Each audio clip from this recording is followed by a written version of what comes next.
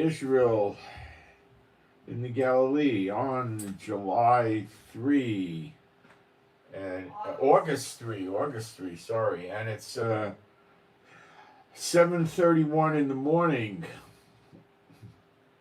in the not so holy land at 79 degrees already, high of 98. Wow, that's hot. An Arctic front. Yeah, it starts to cool off. Yesterday, my wife watched the outside thermometer and she saw, I think, 107. 107. 107 Fahrenheit, not Celsius. 42. And that is hot. Today, they're saying our high will be 98. Tomorrow, 96, then 92, then 90. So it's going away.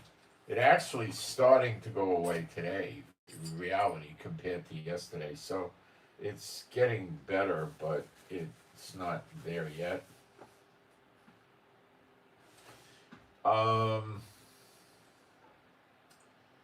I could feel the house starting to get hot.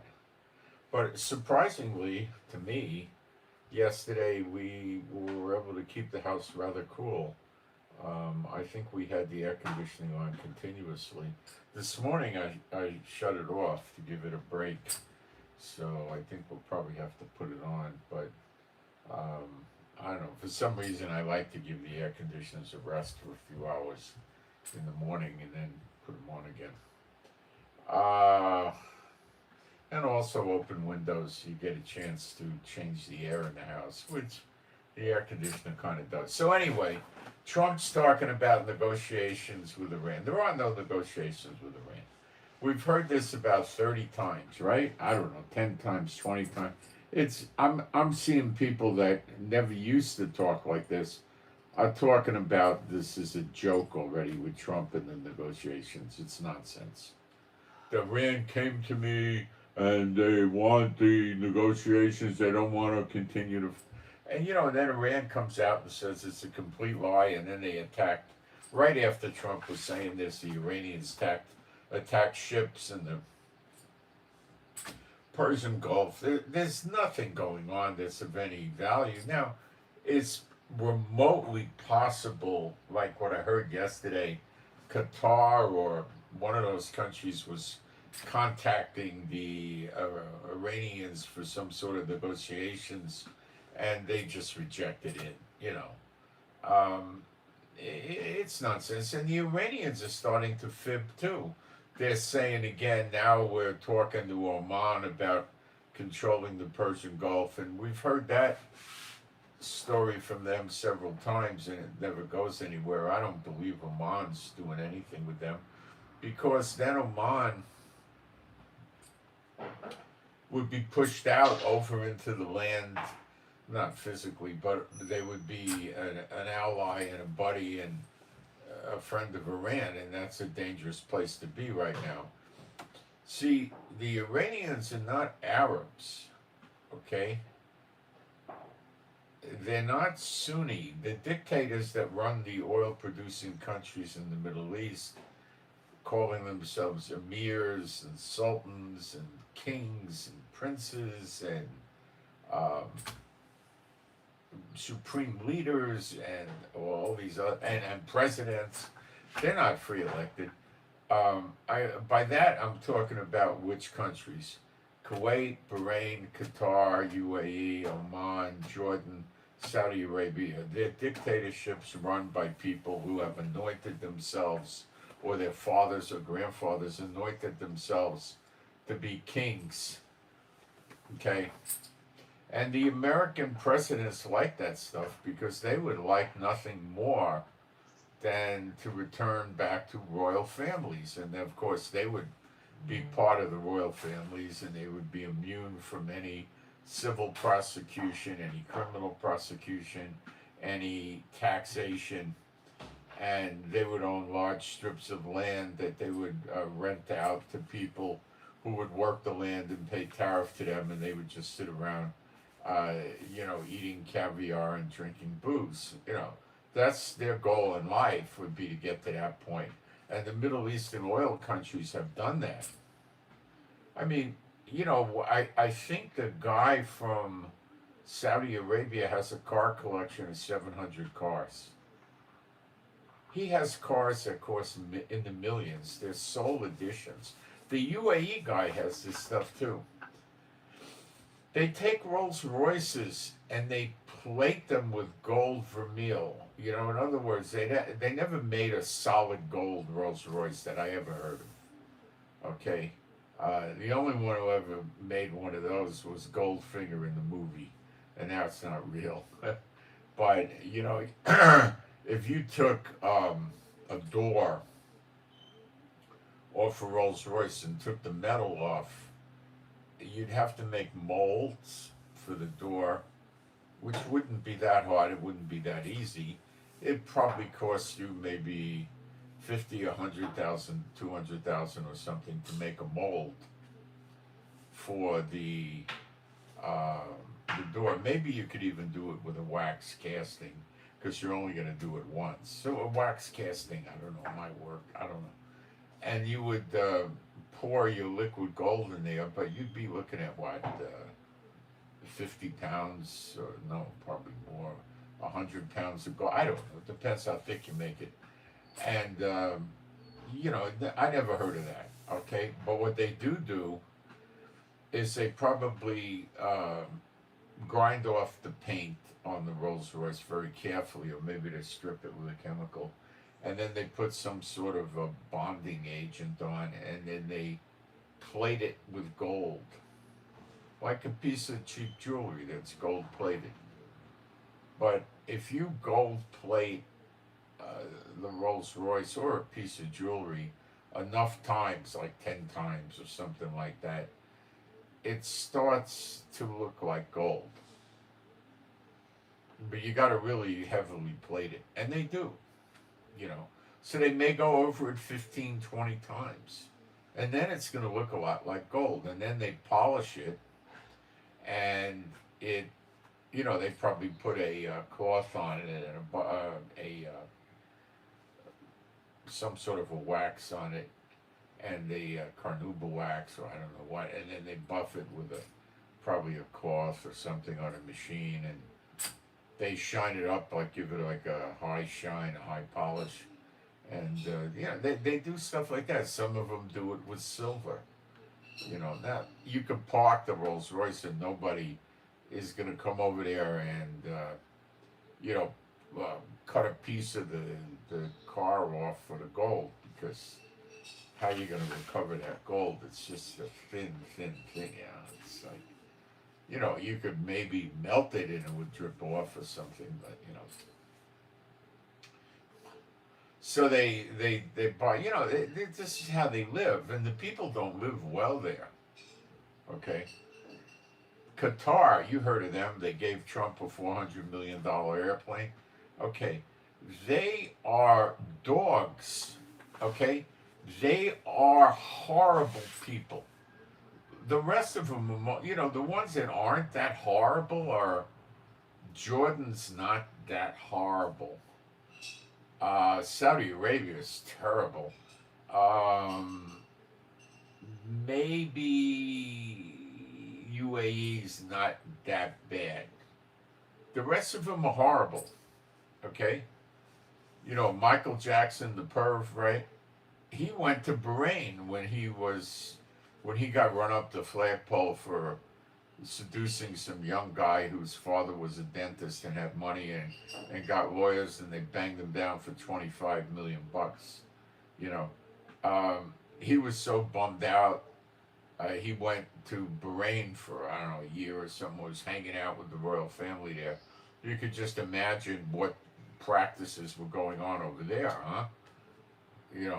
Maybe they invited Epstein over there to set him up and get him started.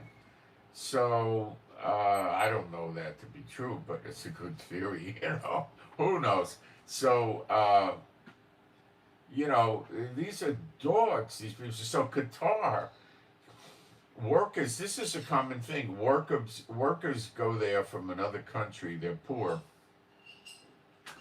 and they got to give their employer their passport until they have fulfilled their contract. In other words, the employer hires them and says, "Well, I'll fly you over here. What's that cost them? $1,000.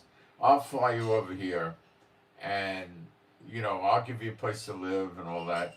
And you got to work for me for so many years to work off this expense I got to pay, and I'll pay you so much money, and then I'll give you your passport back, and you could leave, right?"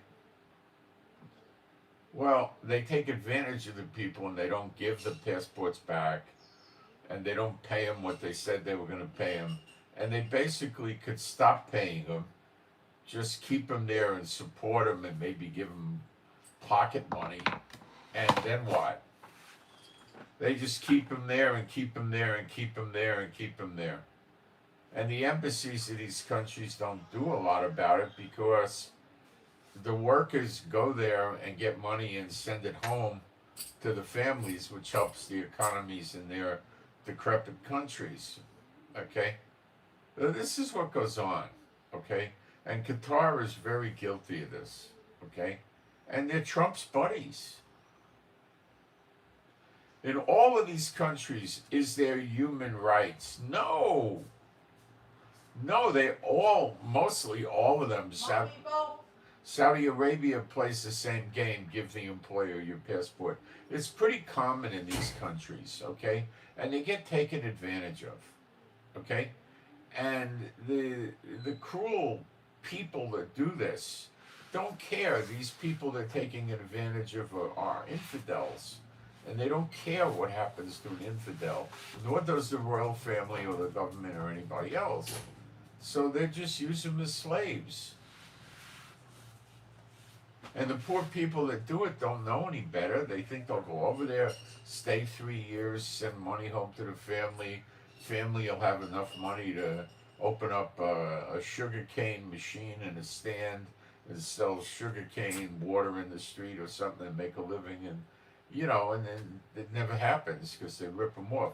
And these are people that got 10 cars, antique furniture, rubies the size of a golf ball. They're the ones ripping off these poor people. Okay? That's Qatar and the rest of them. They're savage dogs. Do you understand? They're garbage, these people. Okay? And the United States reveres them and loves them and protects them and worships them. And, they don't worship them, but they're allies. How could you have an ally like that? Would you, Hitler didn't even, well, no, Hitler was bad. Hitler did the concentration camps. He did slave labor. These are horrible, horrible, horrible people. And we're protecting them. And that's who Iran is attacking. Why is Iran this way towards them? Well, because these countries say they're Muslims and they don't follow the Quran. I don't care about the Quran myself, any more than I would care about a Superman comic book or the Tibetan Book of the Dead. I'd equate them on the same level. But they're supposed to share the wealth of the country. Now, let's not think Iran really does that, because the supreme leader in them, they're pretty rich. If you watch videos of Iran and you see the streets and the high rises with the beautiful apartments and stuff there, you've got the poor, the very poor, and you got that, It's not, it's pretty bad, okay? But the rich, the Khomeini guy was supposedly had billions of dollars, So he's just entitled, they call themselves a democracy. It's a dictatorship, okay? By revolution. So the dictator took over by force, the original Khomeini, But these people are real garbage buckets. Not only do they persecute their own people, they import foreigners, countries like India, Philippines, Thailand, maybe other countries, and they just keep bringing them in there. And if they murder them, they're probably going to get away with it. They might have to pay the government off or something. Um, if they just keep their passport, the government's not going to do anything to them. They'll just say, oh, the guy broke a machine, so he's got to pay for it. So he's going to work here another 3 years. You know, they're not going to let the guy go if they can keep bleeding him. That's how you make a lot of money. You have slave labor. I'm not saying that you should do that, but I'm saying that's what they do. Forced, deceptive slave labor is terrible. Like the Romans, you know. I think one of the ways the Romans got rich was with their slaves. People had servants that went out and bought slaves. Before you got a slave, you bought him from a slave dealer, like a used car dealer, right? You know, and he would get the slaves, buy them from the government or whatever, from other countries or whatever he did, right? And he would put them in his facility. And then he had trainers that would explain to the slave what their status is, what can be done to them, and why they should listen and what will happen if they don't listen.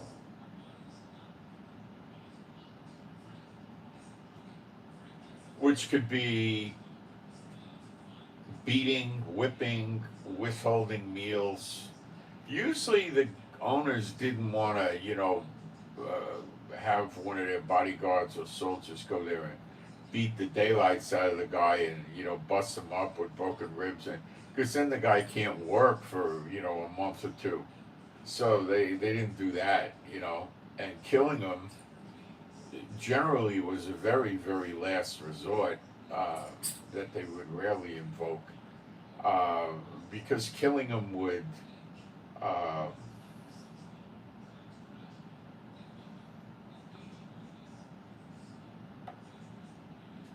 cost them money. They'd have to replace them. So they would, make life hard on them. They used them as sex slaves when they wanted to. So they all had domestic servants, right? They'd buy a few slaves. Slaves were cheap. They'd buy a few slaves, and they had, maids, cooks, cleaners, that kind of thing.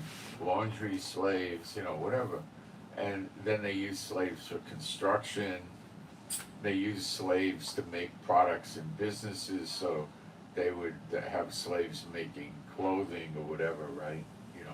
And that's how they ran. They ran on a slave economy. The slaves working in the fields, and that's how they did it. They built themselves up a heck of a military.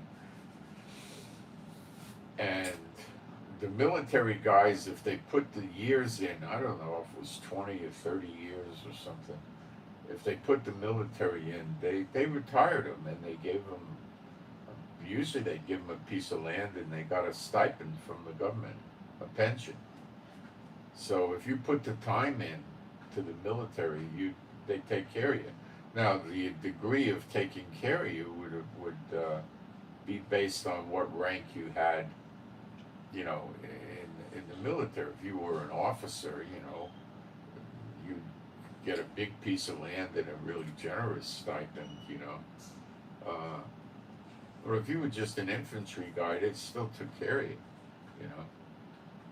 It was just, this is what these Arab states are very much like. They just, Qatar got rid of slavery in the 1950s, and this jackass country, Qatar, Trump uses to negotiate on, with Iran. I mean, how could he even talk to these people? See, the media, let me tell you something. You listen to what I just told you. I believe the media in America is fixed and rigged by the American government. What they call, what Trump calls fake news, all of them, I think it's rigged. Okay? I gotta take this. I don't know what this is. Excuse me. Hi, good morning. Good, thank you. Thank you.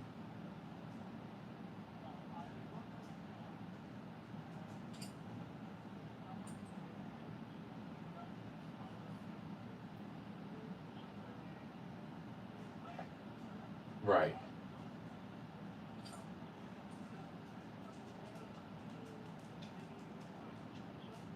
Yes.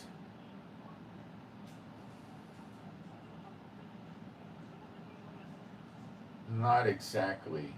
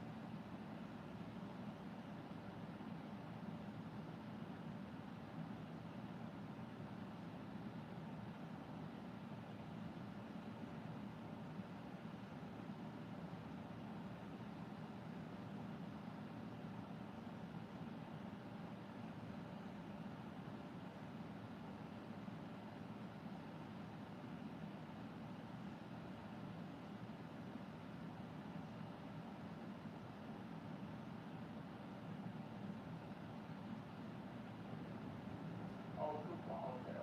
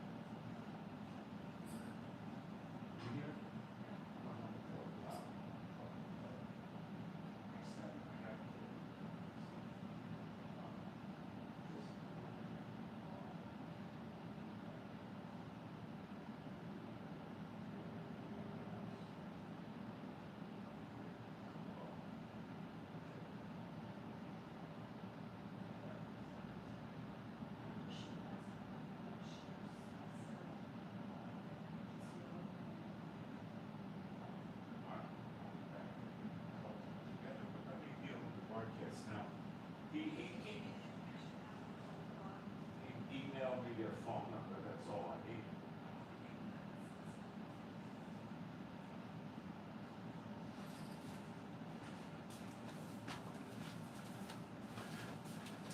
I don't know if anybody's still here. That was an extremely important phone call for me.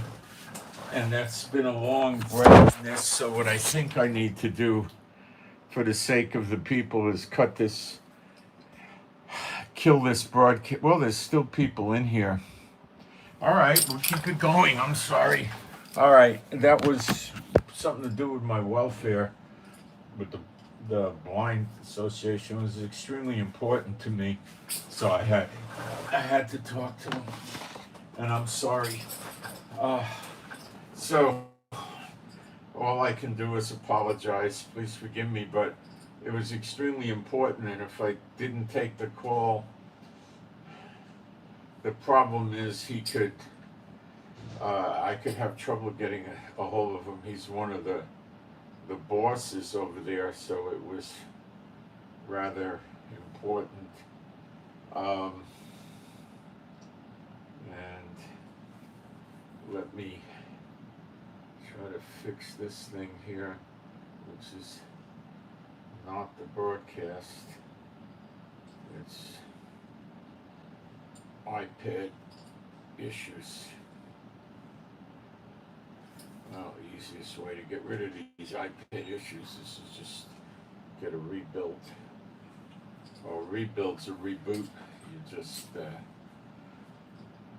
it puts all your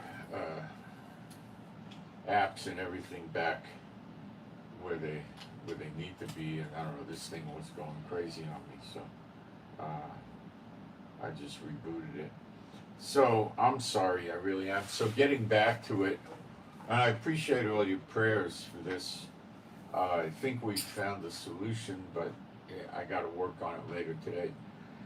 So,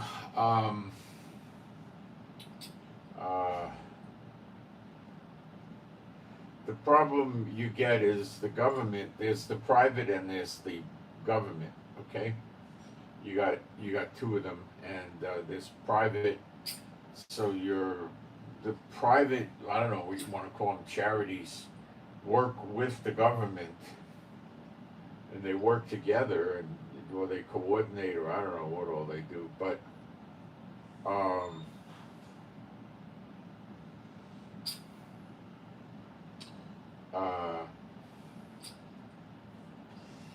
you got to work with, to get it done right. You got to work with both of them. Now I'm trying to find YouTube. Oh, here it is. They changed their layout. Nice of them. Let me take a peek in here, see what's going on.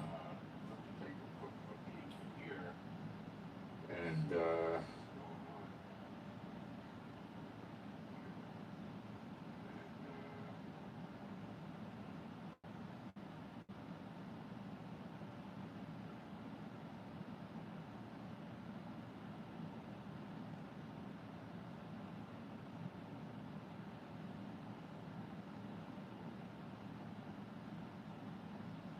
yes, I would very much like to see the scripture where Yeshua joined the churches and converted. Yes, I would very much like to see the scripture where Yeshua joined the churches and converted. I think you would probably have to go to a comic book to find that, because it never happened.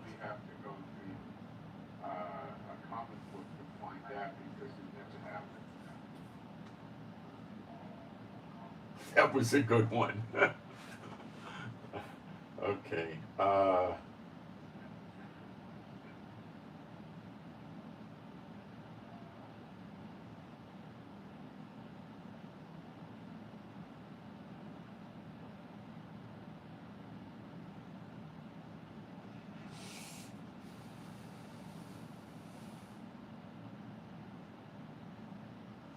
Okay, I got to put a post up in the live stream, which will take a few seconds.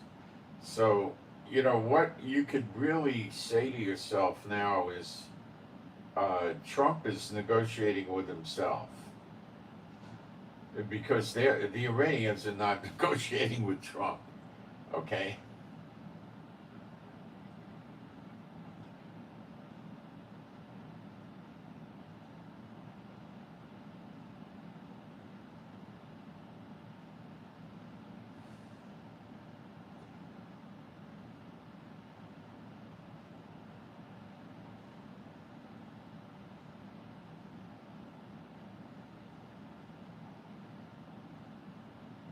I'll be done in a few seconds.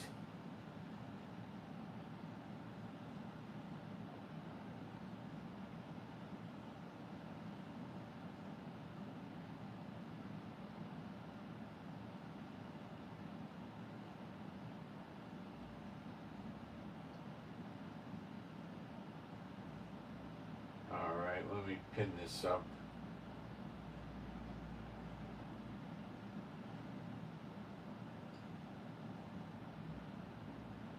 And I think we got that done.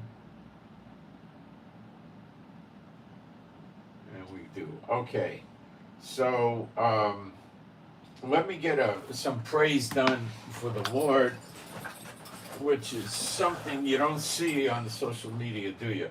There is no God like Jehovah. There is no God like Jehovah. There is no God like Jehovah. There is no God like Jehovah. There is no God like Jehovah. There is no God like Jehovah. There is no God like Jehovah. There is no Messiah like Yeshua. There is no Messiah like Yeshua. There is no Messiah like Yeshua. There is no Messiah like Yeshua. There is no Messiah like Yeshua. There is no Messiah like Yeshua. There is no Messiah like Yeshua. Okay, I'm going to do a quick prayer. My Heavenly Father, Jehovah, I pray for a good live stream today, good teaching with the Bible, and we all understand the lies and deceptions of the nations that they're swinging around all over the world, and we all have a good time. And you teach us and help us, and we pray for a good anointing. B'Shem Yeshua HaMashiach. So, yeah, Trump's at it again. And he's doing this so much, and I'm seeing channels. I see this new channel. It just came out of nowhere, or more or less. It's got about 1 million subscribers, right? I've been doing this 13 years. I got 18,000. You understand? All right. Now, before I was getting picked on, going back, 11, 12 years, I used to get 3,000 to 6,000 views a day. And I used to back then have 1,000, 2,000 subscribers, but I would get a lot more views than subscribers, right? Okay, I don't get that now. So, somebody doesn't like me. Okay, now what if somebody likes you? Okay? Like, who owns social media? Well, there's a few big entities. How do we know these few big entities don't work closely with the American government? So, this particular person is actually sitting there and saying that the Iranians called Trump up and begged for a deal. Are you kidding me? This person is not that stupid. This person is way too smart to believe that. Way too smart. Okay? So they're just putting anything up. Okay? So, there's still people that maybe this person just sees an audience of people that they sell products, of course. And they get a lot of get the ads. They sign up for the ads. I can't do that, because if I sign up for the ads, I'm making merchandise out of God's people. That's what it is. Okay, you make a merchandise out of God's people. You're using the preaching of the Bible to get people to come in and sell product to them. I can't do that, so I don't have the ads. If I put the ads on, okay, the amount of views and everything I get would probably double. But I can't do that. You think, and then what would happen is people would, pre-trib rapture guys would come in and buy ads, and they would show on my channel, and I'd be a partaker in their lies. I can't do it, you see? But these other people have no trouble with lying. That's their way of life. If you're not a believer, you're a liar. Let's face it, okay? Think about it. So, I think a lot of these social media outlets are working in favor of the government. I don't know why. But Trump is just fibbing to try to get the people to relax with the oil prices. Hey, let's see what the oil prices are. I don't think they're very high, to be honest with you. Let's take a quick look. Oilprice.com.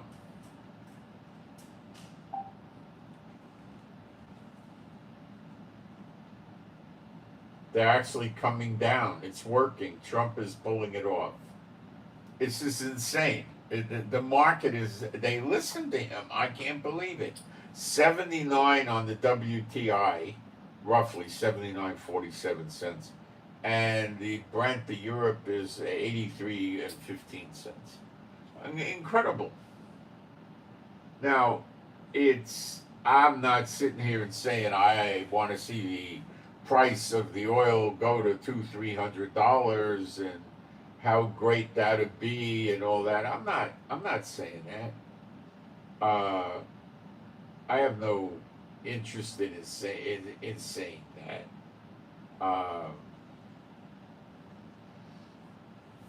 But it would, accelerate end times. That's for sure.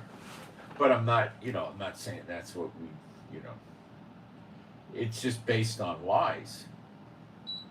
And people believe it. Oh, the president said he's got negotiations again. For what? The 18th time? There's no negotiations. Going further, the Iranians said they're entertaining a preemptive strike on America. They said Trump is pulling the same game. Oh, negotiations, and then Trump's going to say the negotiations failed, right? And then he's going to say if Iran doesn't make a deal, we're going to attack them. And then he's going to attack them again. And the Iranians are used to this movie that Trump plays, okay? They're used to it, and they're not interested in going to and watching this movie anymore, okay? It's a movie. They don't want it, okay? Because they know at the end they're going to take it bad. And they're saying constantly, we are not going to change the way things are working in the Persian Gulf. It's never going to go back to the way it was. That's what they say. I don't say that. They say that. I wouldn't believe it. That's dead country walking Iran. That's what you got there. Then Trump says Saudi Arabia, Qatar, and some of the others asked him to stop the fighting in Iran and go for negotiations. Maybe that's true. Because Trump can't protect them.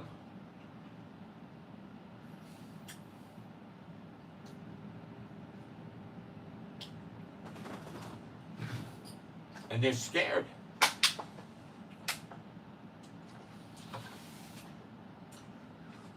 Why is Israel not getting in the war? My best take is Netanyahu would love to get into the war. But when Netanyahu goes into the war, he's going to do the things that Trump doesn't do. He's going to hit their electrical grid. He's going to hit their water desalination and wreck the country. and he won't stop.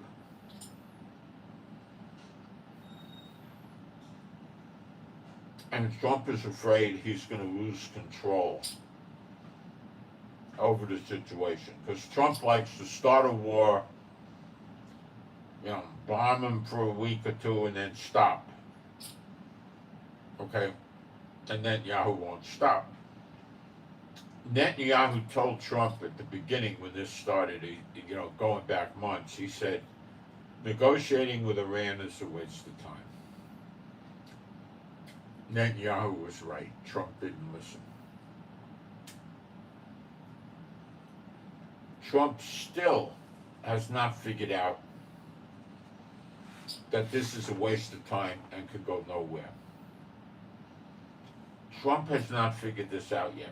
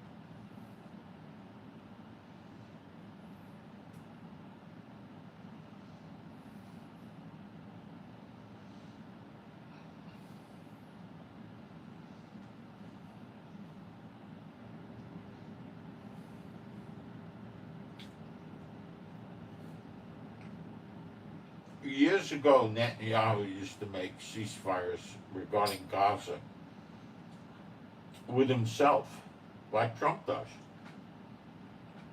I think he gave Trump the idea.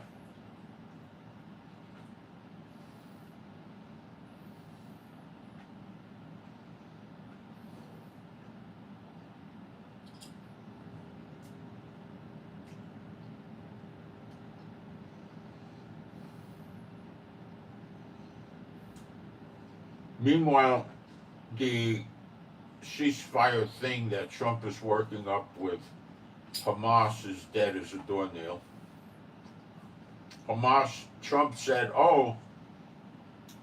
Hamas is going to turn in their weapons to the team doing the negotiation, and they're going to store them with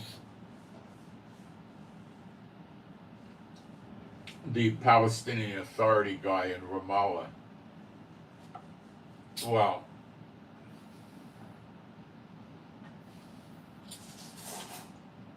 and Trump also said that Hamas would turn their weapons in and then Israel would evacuate Gaza. Well, right after Trump lied, Hamas got out there and made official releases saying, no, we never agreed to turn our weapons in before Israel leaves. Israel has to completely vacate Gaza, and then we'll give our weapons in and they'll store them. Israel said, no, that's unacceptable. Israel said, we're not playing any games with storing weapons.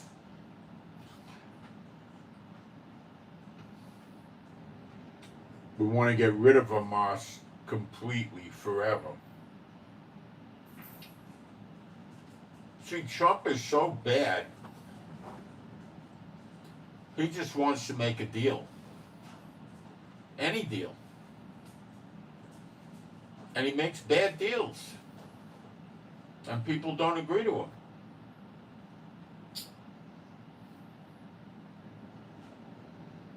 And he lies.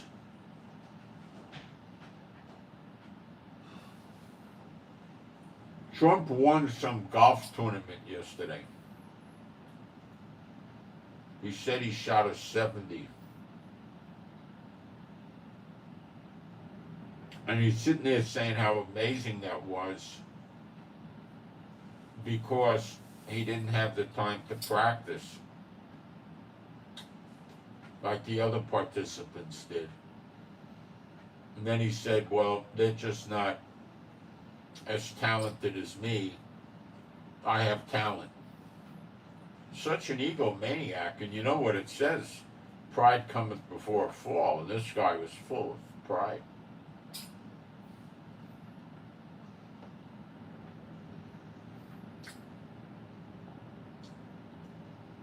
I don't know why the American Congress just sits there and tolerates this. It's a surprise to me.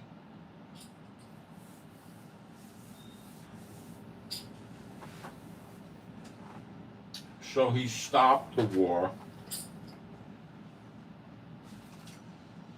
More equipment is coming in. Probably soldiers as well.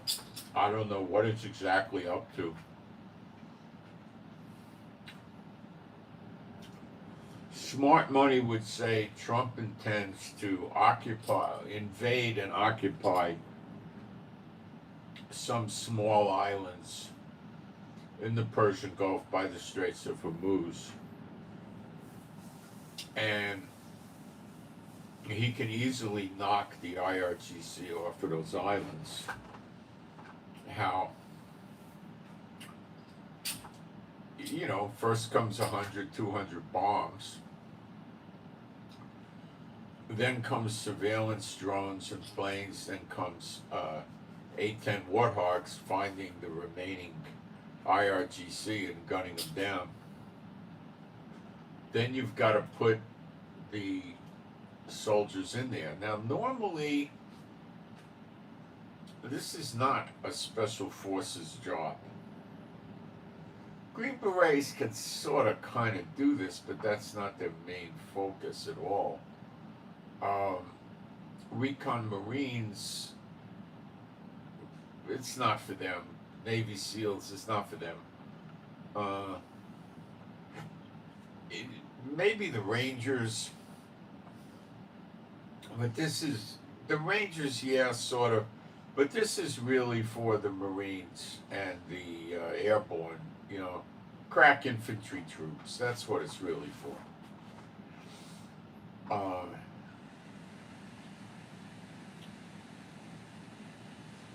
These are not people that like to take 40-mile marches with a 60-pound pack and ruining their feet so bad they can't walk for 4 or 5 days. You know, this is not that kind of a person. These are sailors that don't enjoy living in the street.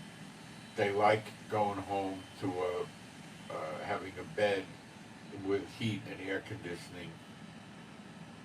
And they like going into a nice air-conditioned or heated mess hall and getting nice food and sitting on a tray with a tray and sitting down and eating it and having a good time. They don't want to sit huddled up by a fire in the rain eating K-rations. You know, this is a different kind of troop. You got to understand something about special forces. Okay, a lot of these guys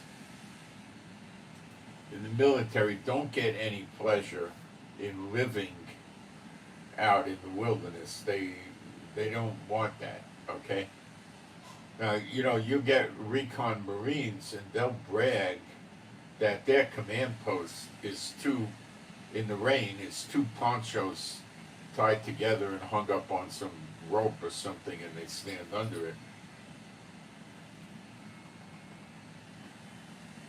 Now, if people like that, hey, you know, they can do that. If people like PT, you know, they can do that, you know. The people in the other branches of the service can fight quite well, you know. I've spoken to people that, you know, well, I mean, I don't know. You know, I was going to say Rangers. Rangers have told me how they have rescued the Navy SEALs needed rescuing, and they'd rescue them. You know, Look, your airborne troops are crack fighters. You know, your Marines are crack fighters, and they're the guys that you want to put in an island to hold an island. Okay. Now, if they have to sleep in a tent with a sleeping bag, they'll do it. Okay. If they got to eat the K rations, they do it. But they don't love that. You know, that's not their goal. You know.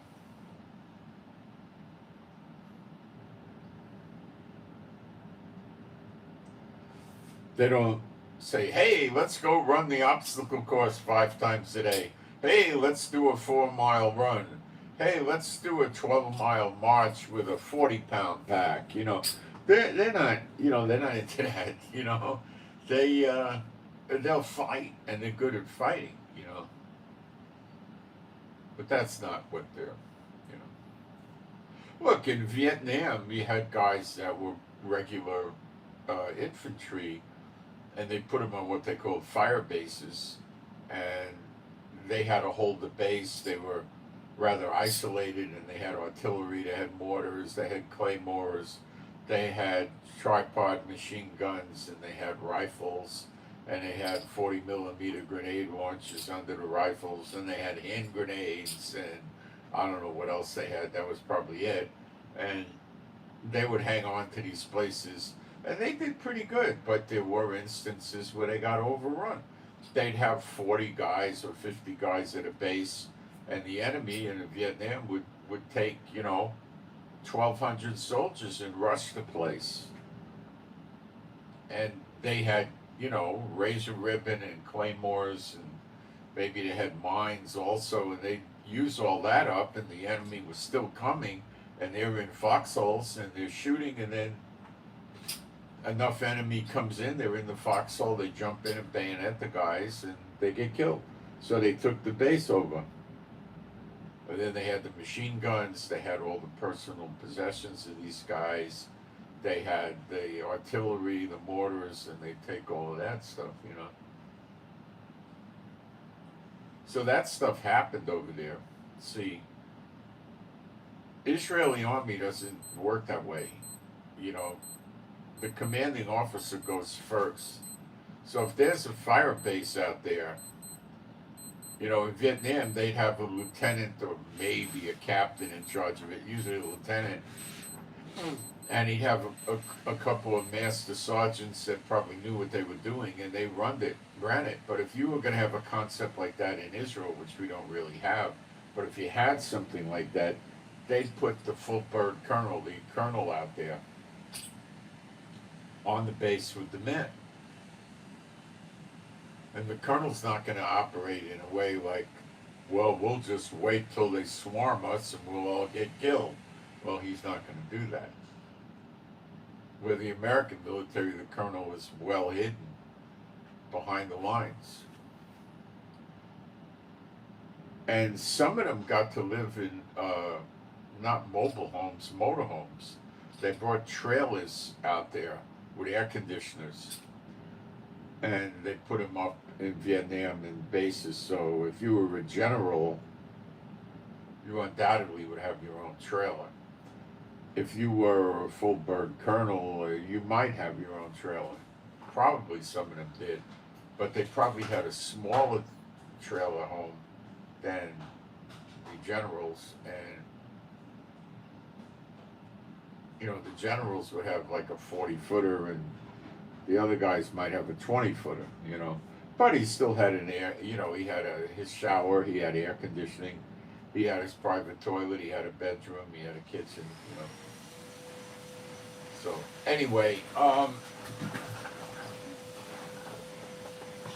so the Iranians are figuring Trump is gearing up in a few days, maybe a week, 2 weeks, whatever, he's going to attack the Iranians again. So they're talking about a preemptive attack. Now, are they going to attack the American, homeland or anything like that? No, I don't think so. I'm not thinking that's. I'm not thinking that's on the table. Okay. Um, I could be wrong. What I think is on the table is hitting the American bases harder in Kuwait, Bahrain, Qatar, UAE. I don't think Oman has American bases. And then you get Jordan and Saudi Arabia. Saudi Arabia stopping the war with Iran sounds inconsistent because Saudi Arabia is prosecuting a war against Yemen, so it doesn't sound right.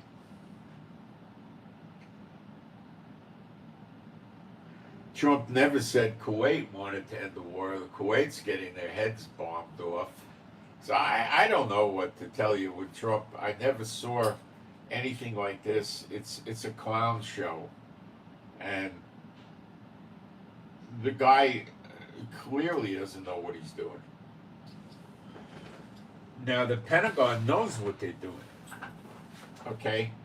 So obviously if Trump's wandering around not knowing what he's doing, the conclusion inescapably is he's not listening to the Pentagon. And that is a very dangerous situation.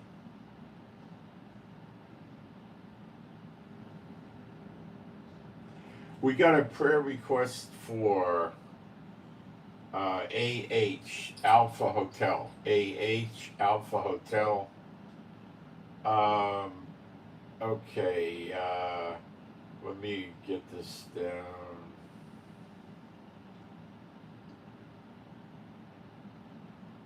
Okay, healing from an infection for AH Alpha Hotel. So pray for healing for an infection for AH Alpha Hotel. This is an older man. They don't know what's going on. They're doing tests and stuff. So that's the prayer request for AH. So, my Heavenly Father Jehovah, I pray for AH for healing from the infection, B'Shem Yeshua HaMashiach. And you can either agree with what I just prayed or you can pray it yourself. Don't think there's a need to do both.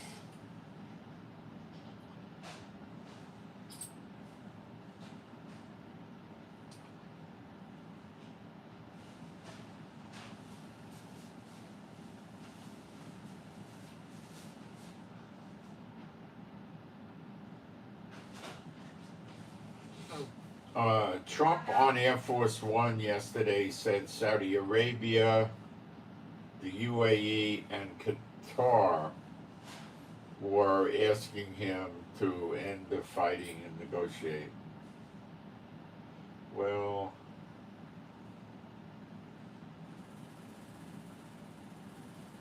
I think this is possibly true, but not likely. But it could be.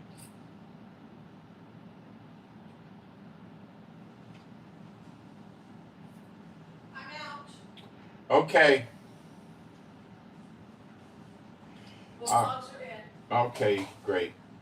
Netanyahu came up with a remarkable change of policy here. You know, the Supreme Court was saying that the law that Knesset recently passed at Netanyahu's insistence,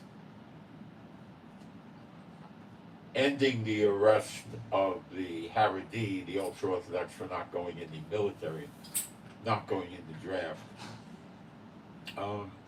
When you read it, it reads a little funny because it says that they have to enlist. And in America would have trouble with that, and I'll explain why. The way it works here in Israel, when the young guys or the women are drafted, what it means, basically, after they get out of high school, they got to go down to a military office and join the military they're choosing. So they could join the regular army, they could join the Navy, they could join the Air Force, and there's also border police, which is part of the military. So basically they can do that, but that doesn't mean the Navy or the Air Force is going to take them. The Army will take everybody. Okay? The Air Force and the Navy are smaller than the Army. The Air Force is pretty good size though. They have bases, several.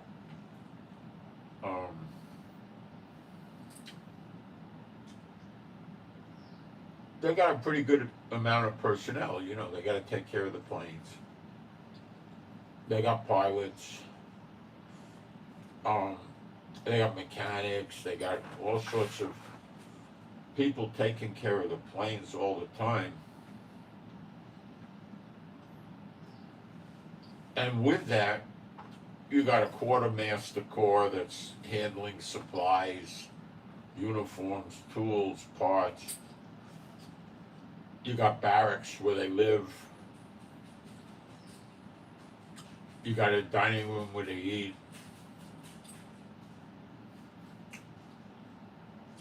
You got a medical facility which could have hospital beds for the soldiers. You have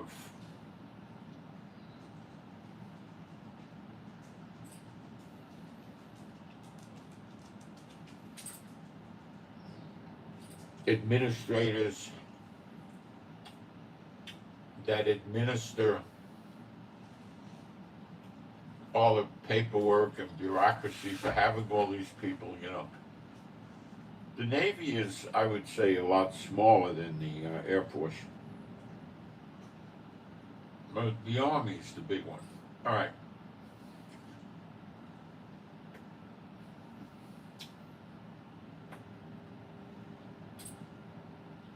So they go down and enlist. That's how it works.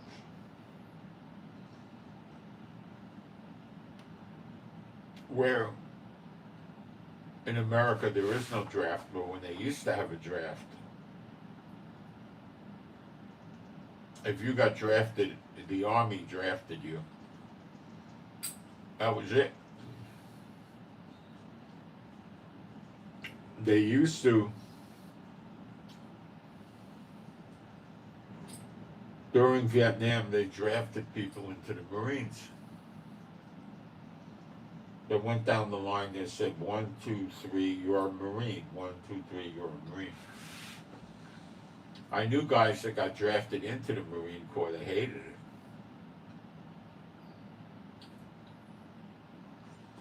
I think their basic training was 14 weeks or something, and the Army was 6 weeks, and you know.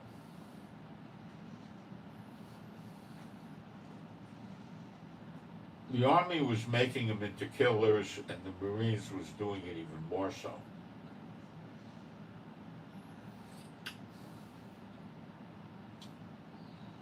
The easiest place to go was the Air Force.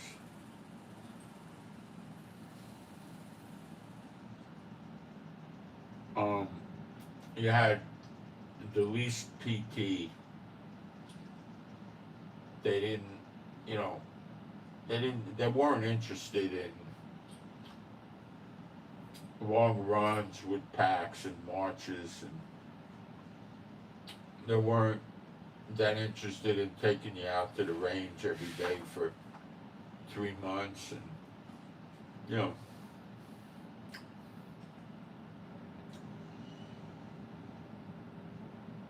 you were doing different kind of work.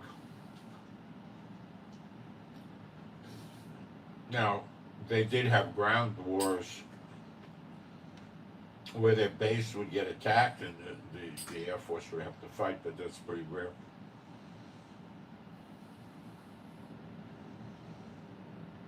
Usually they keep them safely behind the lines.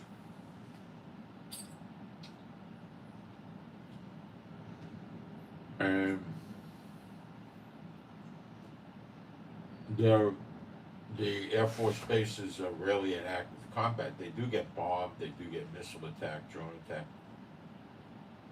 Now they're heavy in getting these attacks.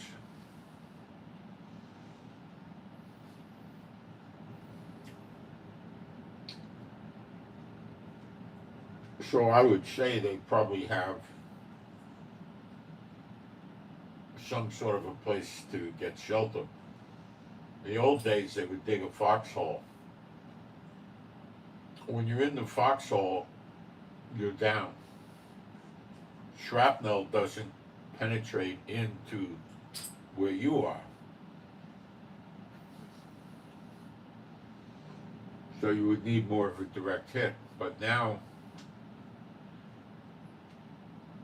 they have these bombs that disperse into little bombs that come down. And they could land in a foxhole and that would be the end of you.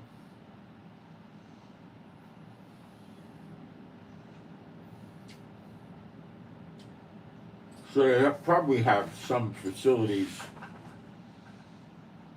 where the idea would be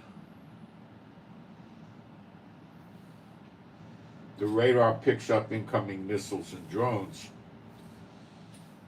and then they run underground.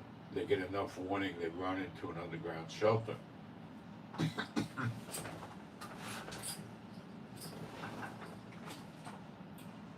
Stay there till the attack is over.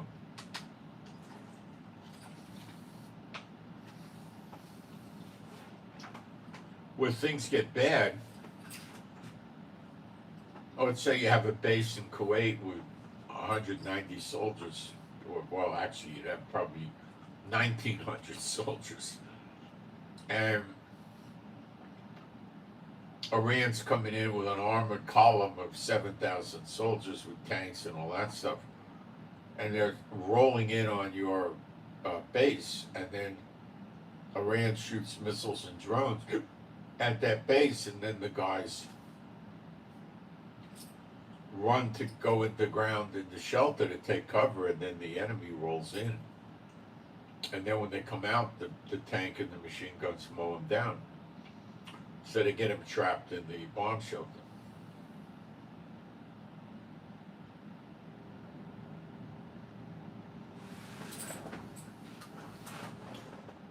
Which is pretty bad.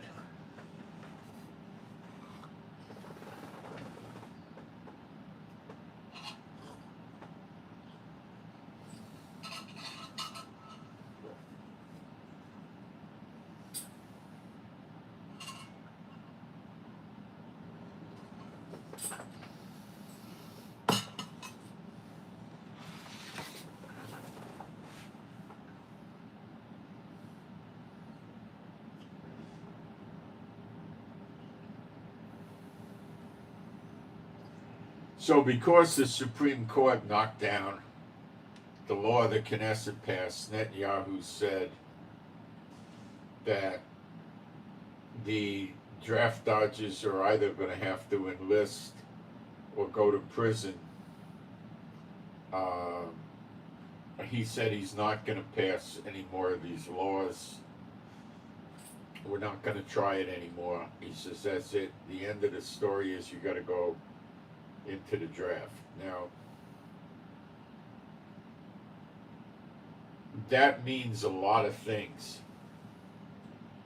One, it means that Netanyahu thinks he can get reelected in October 27th without the ultra-Orthodox Party, which is the Shah's and United Torah Judaism. Combined, the two of them have about 15 votes. If he's doing this, the chances are that the ultra right wing, Ben Gvir and Bezalel Smotrich, are going to stick with Netanyahu because their supporters would no way, shape, or form tolerate a position where the ultra orthodox don't go in.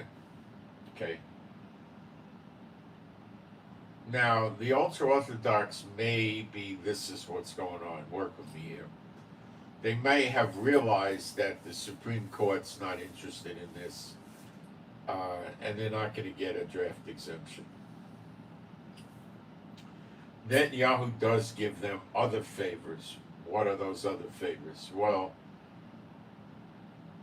they control what's called the chief rabbinate's office in Israel.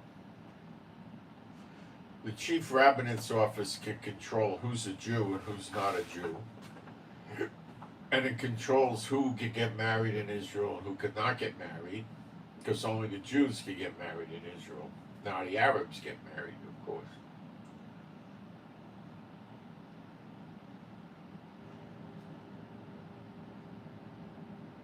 So they make money off of that. People that are third generation Israeli, their grandparents were here, and then their parents were born here, and they were born here, and they're Israelis. But then the rabbis say, well, your mother, we don't know too much about how she could be Jewish, so we're not really going to allow you to get married in Israel. If you want to go to Europe and get married in Europe, you can do that. And then just bring your marriage certificate back to Israel and we recognize it. But if you want to get married in Israel, you need to convert, which is like 3 years. And it'll cost you money. So these people have been practicing Jews, going to synagogue and everything for years. And then these ultra-Orthodox say, well, we don't know if you're Jewish, you gotta convert. And then Netanyahu supports this. Okay? And then if you want to make Aliyah, they decide who's a Jew and who's not a Jew. And that's wrong.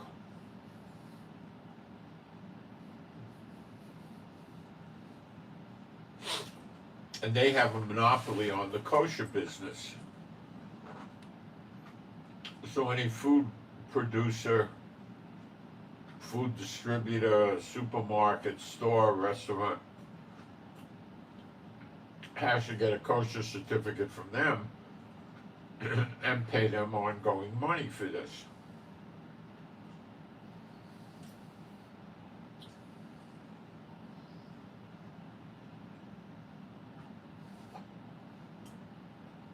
I think our food goes up in price about 20% because of their kosher stuff.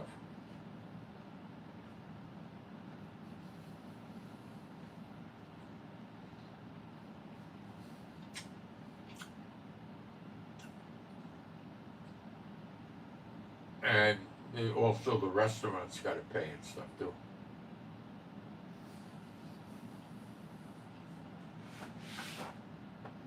Now, it might be that our food goes up 20% on the level of the meat packer, let's say,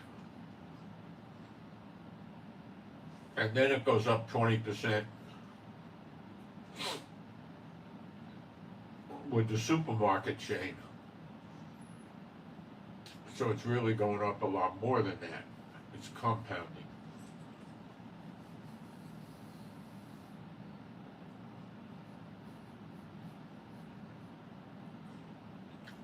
Of course, you could buy non-kosher food from the Arab supermarkets. A lot of people do. And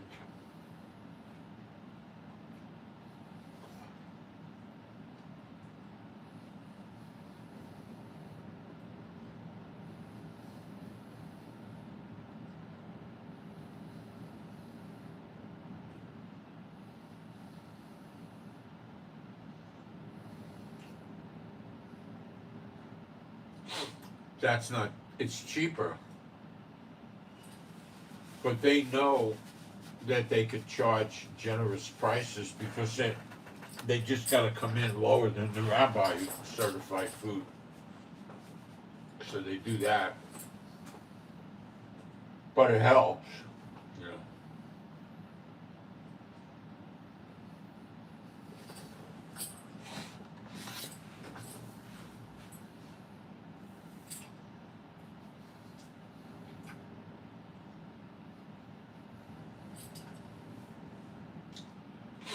So they may still support Netanyahu in the election, because if they don't support him, they go to somebody else.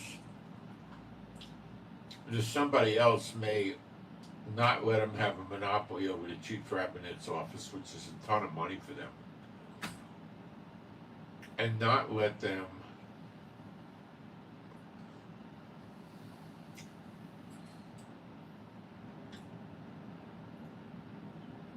control who's a Jew in Israel and stuff like that.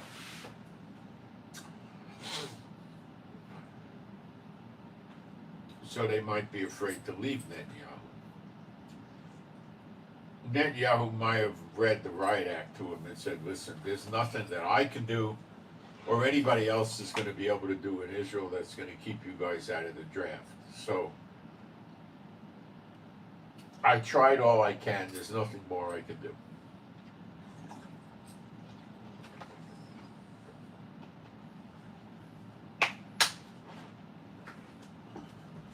Nobody else is going to help you either. And that might work.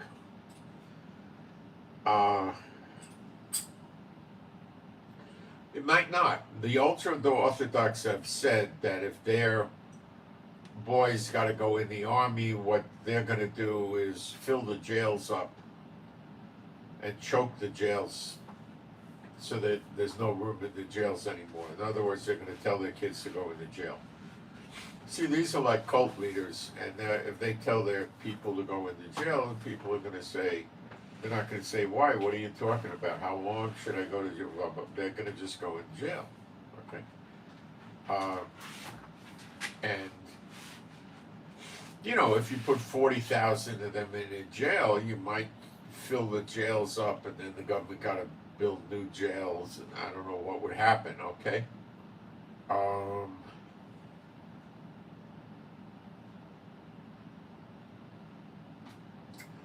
The other thing they said is that they would leave Israel. All of them, lock, stock, and barrel, leave Israel. Well, what would happen if they leave Israel? Well, I'll tell you what would happen. Housing prices would go down 25%, 30%, maybe more. They would drop. But the low-end housing prices would come down. The higher end, not really. Because you just have a marked absence of people.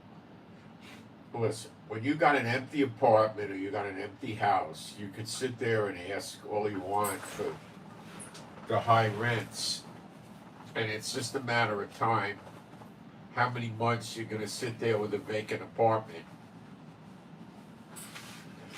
Some of these hardline evil landlords would try sitting there for a year. In other words, they're going to say, no, we're not going to let these poor people have a break, never give a sucker an even break. And they'll just hold on and never lower the prices. But there's going to be very few that are going to do that more than 3 or 6 months. That's it. They're going to give in. Okay? Or they'll sell their houses. But selling the houses isn't going to get them too far, because the housing prices are going to probably drop by a third. Like the rents. If the rents go down by a third, it's a really good thing.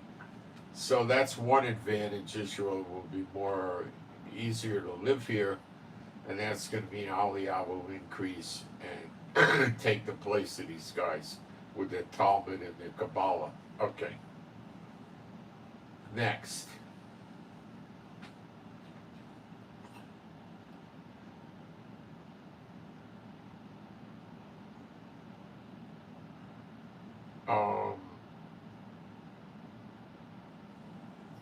They don't contribute to the economy. They hardly work. Maybe a 10th or a 12th of them or something like that work. Maybe a 20th of them work. It's a very small amount. And most of the work they do is just silly stuff, you know, clerical or something, you know. They normally don't go higher than an 8th grade secular education, so they keep them trapped. So if they want to leave the Haredim movement, they have a very hard time finding secular work because they have no skill set. Now, I know they do in Orthodox, not regular Orthodox, not the ultra, the regular Orthodox.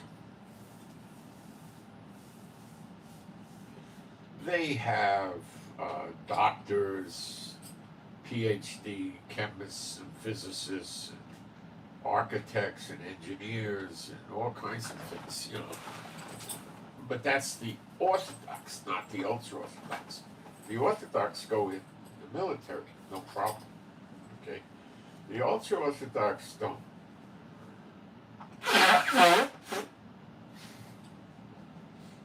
Do they have ultra-Orthodox doctors and engineers and stuff? I don't think so. I never came across an ultra-Orthodox doctor. I don't think they're out there.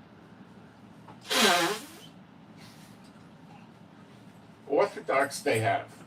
They go to medical schools in Europe and America and other places, and as soon as they get out of medical school, they do a residency or whatever, and then they come to Israel.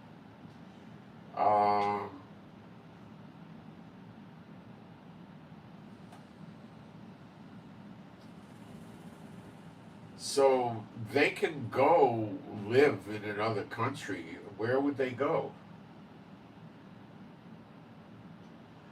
That's $1 million question. I would put my money on Egypt.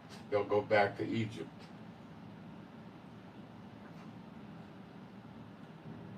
Why Egypt?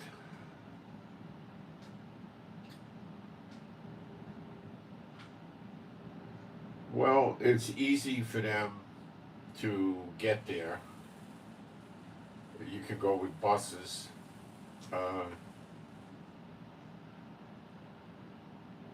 But they would need to move there. They would need to get permanent residency from Egypt, and I don't know if Egypt would take a chance and do that. I don't know any country that would. Jordan, Syria, of course, doesn't seem viable. Jordan, he's got a lot of people that hate the Jews. I don't think he would do it. I don't know where they would go. I don't know. I don't think Egypt would do it. I don't know where they'd go. They have money because they have a certain amount of them that do work, like they're in the Diamond Center. But you know, the Diamond Center is the Diamonds was one of the richest scams ever produced by the De Beers family. They probably have enough diamonds to fill 4 or 5 40-foot containers. Now, a 40-foot container is 40 feet long, 8 feet high, and 8 feet wide. Can you imagine how many little diamonds you could put in a place like that? Well, maybe they don't have 4 or 5. They might have 1 or 2 containers, but I'm pretty sure you'd hit the millions.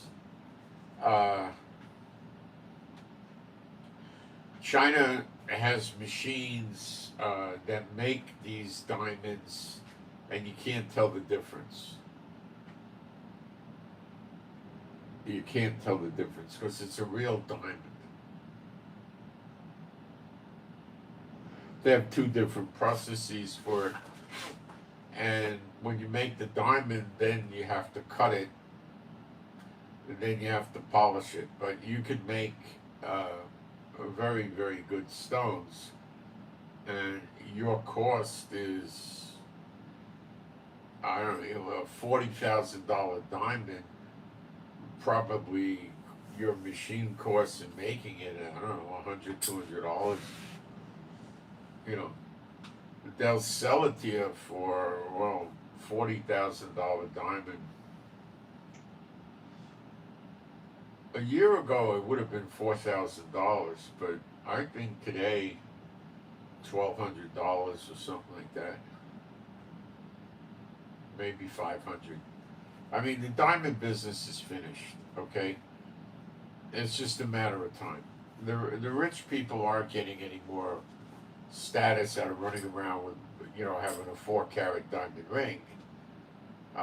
If you want a 4 carat synthetic diamond, uh, the gold in the ring could cost more than the diamond. Seriously. The diamond might be $1,200-$1,500 or something like that. And a 4 carat diamond of a high grade, which is what you're buying with the synthetic, it could be $250,000 or $500,000.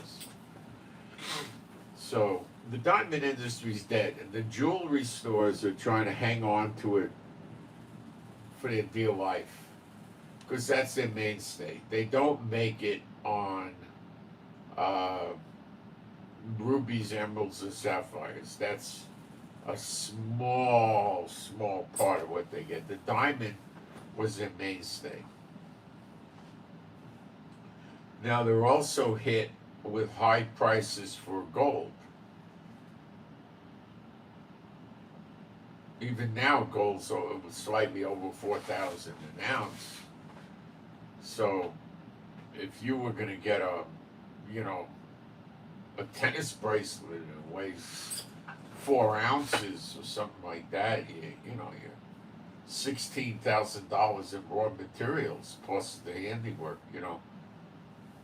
So the amount of people buying gold jewelry right now is way down. The amount of people buying diamonds is way down. These jewelry stores deserve what they get. They're such dishonest people. They don't sell you a fake gold or fake this. They just mark the price up 3 to 5 times. Really, they're that bad. And they all do it, and they all freeze you out, and it's price fixed, and they're very, very disreputable people. If you go to try to sell a diamond to them, they don't want to buy it. They don't want any market for used diamonds. So when you buy your diamond, it better be a darn good stone, and then you can put it out for auction through one of the jewelry guys. And so we're talking about, you've got a very, a 2.5 carat flawless yellow pin-cushion diamond or something like that. You could go and sell that. People might buy it. It's stuff like that. A red diamond. But generally speaking, the diamonds don't go anywhere. It's dead. And the jewelry stores, I don't know if they're closing in Europe and America and Asia, but probably. The gold jewelry is over, and the diamonds is over. So what's left? Synthetic diamonds. So what are these jewelry stores trying to do now? They're trying to sell the synthetic diamonds at a price of 4 times more than what you would pay if you went on eBay or AliExpress. Direct from China, you'd pay almost nothing for the stones. And they're trying to sell it to you for way more. So they're playing their same dirty, rotten, stinking games with the people. And it's just a matter of time till they fall apart.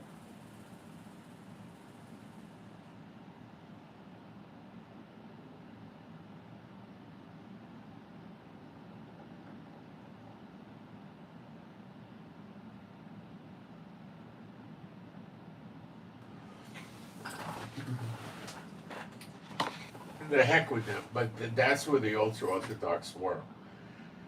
They're not in that many other industries. The diamond and the jewelry they're into, jewelry in general, not just diamonds, but heavy-end diamonds. And the diamond business is nothing like what it's probably 20-25% what it used to be.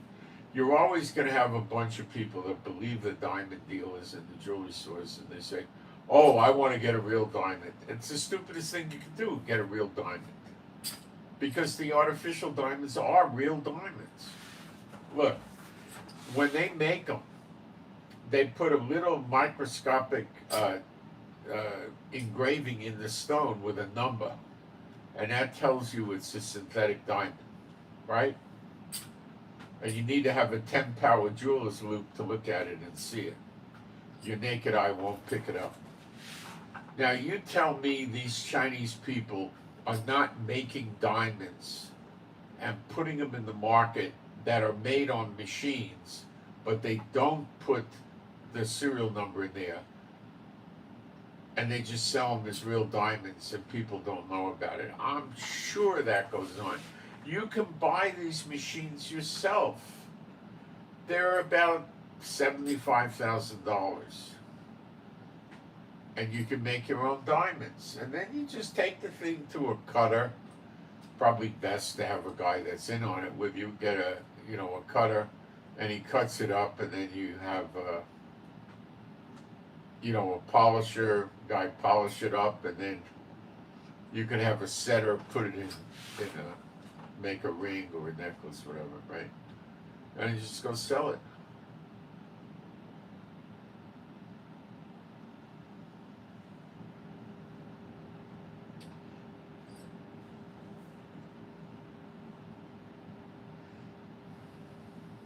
So Iran denied asking Trump to stop striking them.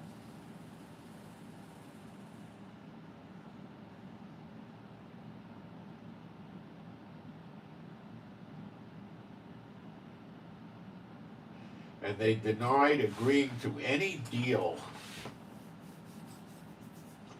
to split control of Hormuz. Apparently Trump was putting up some lie that him and Iran were going to control Hormuz together, or Oman and Iran were going to control Hormuz together. Oman's not in on it. They're not doing it.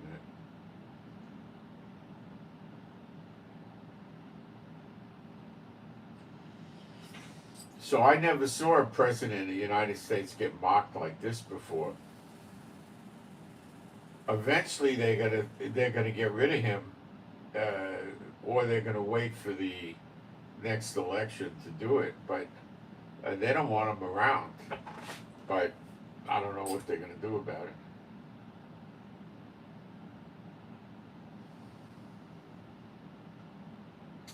This is what the Iranians were saying. This was yesterday, last night I picked this up. According to Iran sources, there's unusual activity of transport aircraft in the Gulf region, unusual activity of aerial refueling aircraft over Iraq.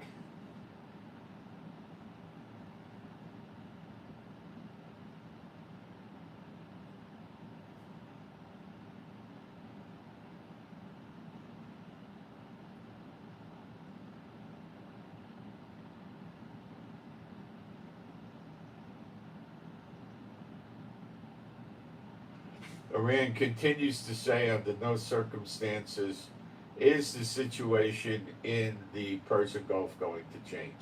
So they continually say that Trump is full of malarkey. Now, if they really wanted to have a deal, they wouldn't be insulting Trump, would they?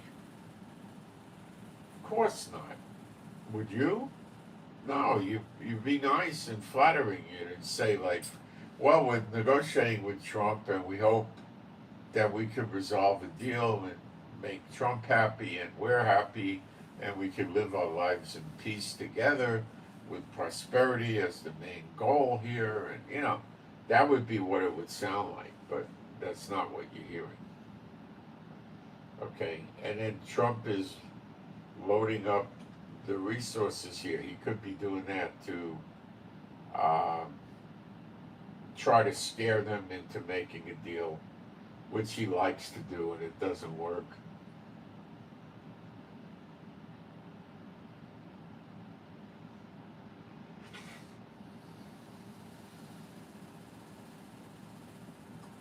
Danny Danone, our ambassador to the United Nations, says any plan for Gaza must ensure Hamas is fully disarmed, rejecting the proposal that would merely relocate the weapons.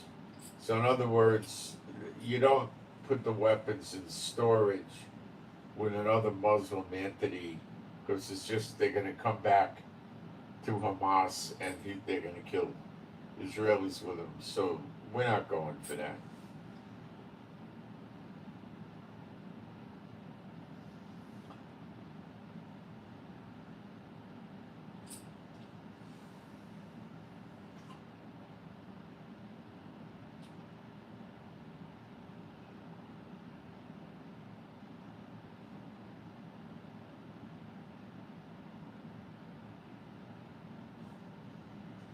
So relocating weapons is not disarming.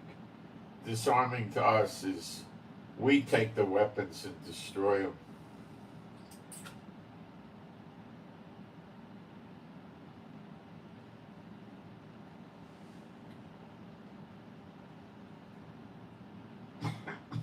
In addition, they were talking about just taking the heavy weapons away from Hamas and leaving them with their AK-47 rifles.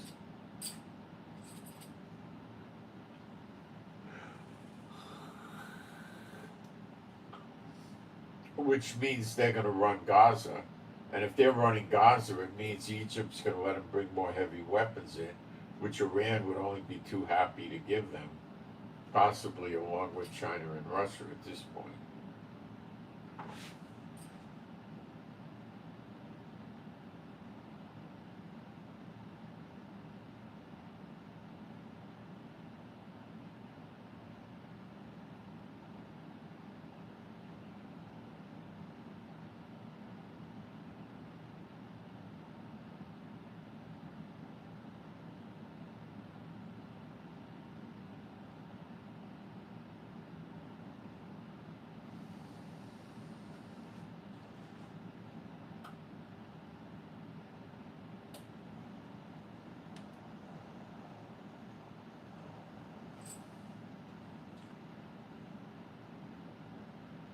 Trump. Thank you very much to everyone who participated. I won the competition, the golf thing, with a score of 70 and am I'm especially proud of that because unlike the other participants, I have very little time to practice as I am busy with many other things. That's called talent. I have it and they don't. This is what the President of the United States said. This is a sad thing, guys.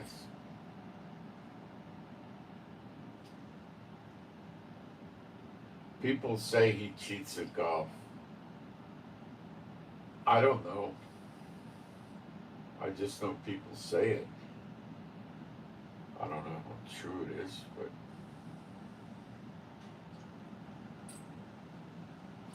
could be true.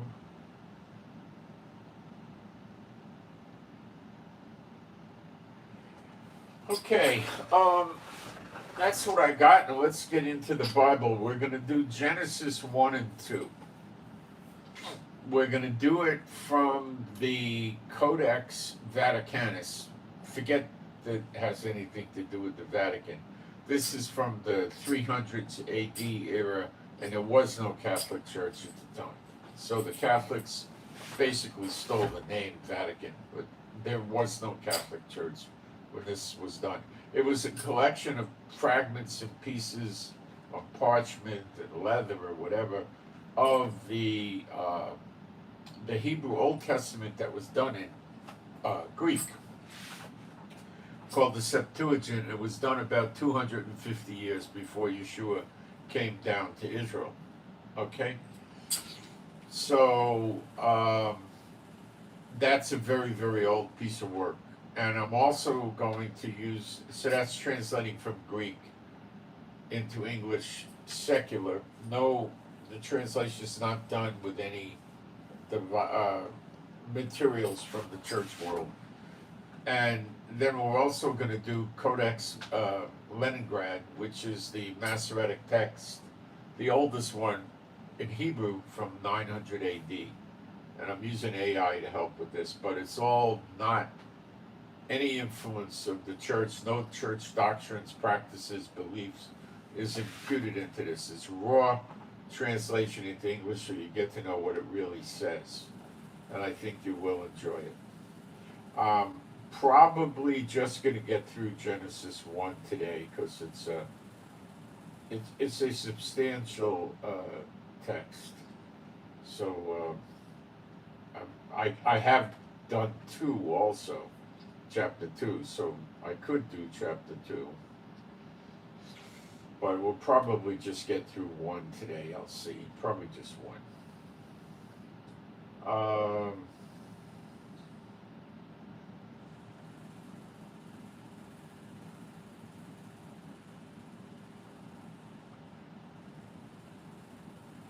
Okay, this is, generally I'm probably going to start with the Leningrad, the translation from the Hebrew, but we're going to use both. We're going to be using from the Greek Septuagint and the oldest Hebrew manuscript of the Old Testament.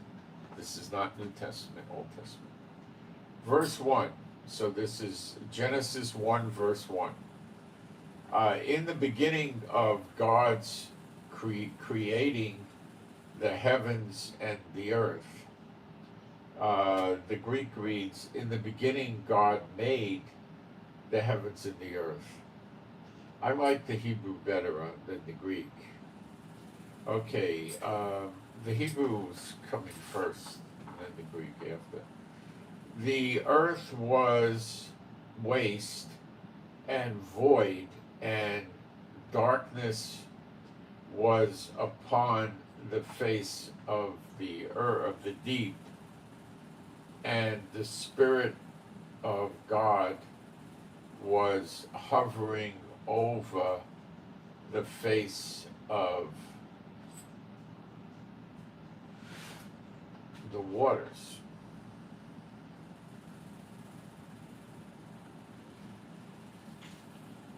Now, the Greek is a little bit more interesting. I'll read that to you. But the earth was unseen. See, they use void. That's kind of vague. I like unseen. And unformed. And darkness was above the abyss, and a Spirit of God was born above the water. Very interesting. Now we're on verse 3. And God said, let there be light, and there was light. The Greek one, it reads, and God said, let light come into being. And light came into being. I like that better. The Greek's better. It's older. I mean, the Greek is a good 1,000 years older, more than 1,000 years older than the Hebrew. It's about 1,150 years older. So that's a good witness. They're both good witnesses, okay? Verse 4. And God saw the light that it was good. The Greek, and God saw the light that it was good. Well, they both agree there. And God separated between the light and between the darkness. The Greek, and God separated between the light and between the darkness. They both agree. That's amazing. Verse 5, and God called the light day. Greek's the same. And the darkness he called night.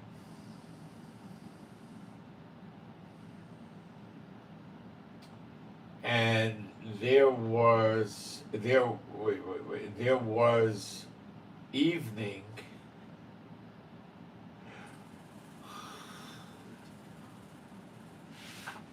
The Greek says, and evening came into being. The Hebrew says, and there was evening. And there was morning.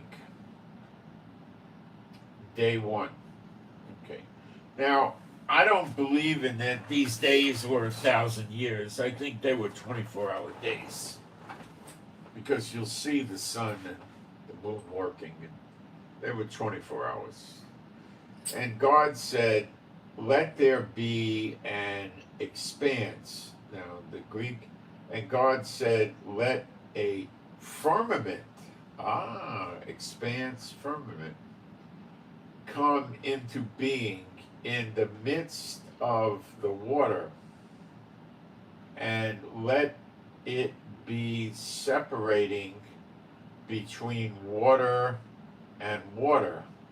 And it came to pass thus. Now let's read the Hebrew. And God said, let there be a expanse in the midst of the waters, and let it separate between water and waters and waters. Okay, we'll keep going. And God made the expanse, or the firmament, and separated between the waters.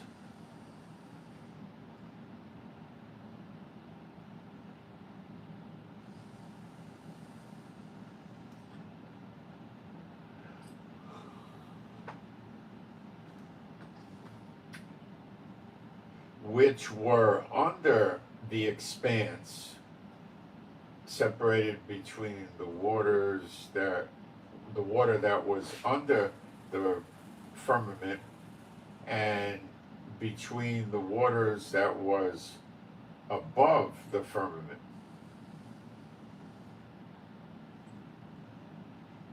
And God called the expanse heaven.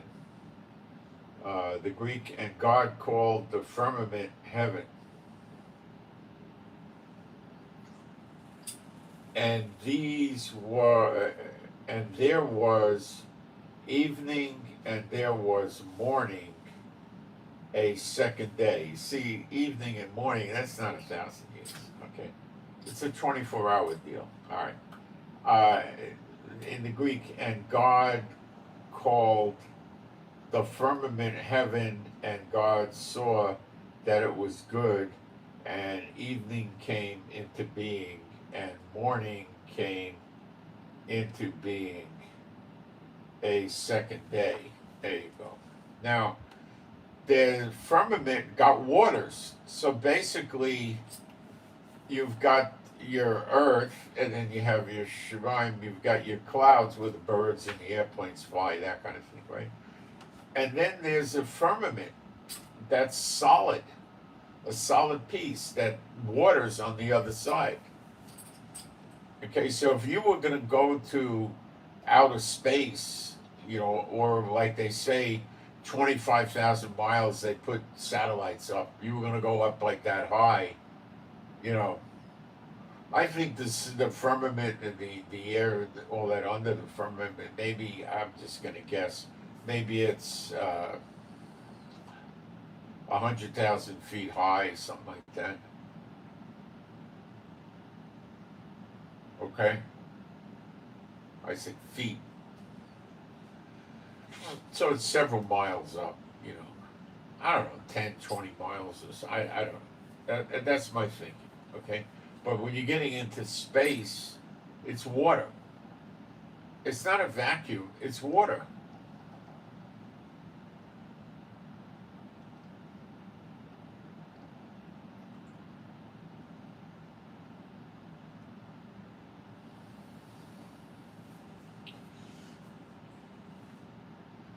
So, you can't travel in a vacuum anyway. What are you going to do? You're going to, for every force is an equal and opposite force, so you're going to burn your fuel. It's going to come out the back of your jet engine and you're going to move forward in space, right? Well, first of all, how's the fuel going to burn? Second of all, if the fuel was burning, what would it be pushing against if it's a vacuum? You see how the stories just fall apart? Okay. And God said, let the waters under the heavens be gathered together to one place, and let the dry land appear, and it was so. And God called the dry land earth, and the gathering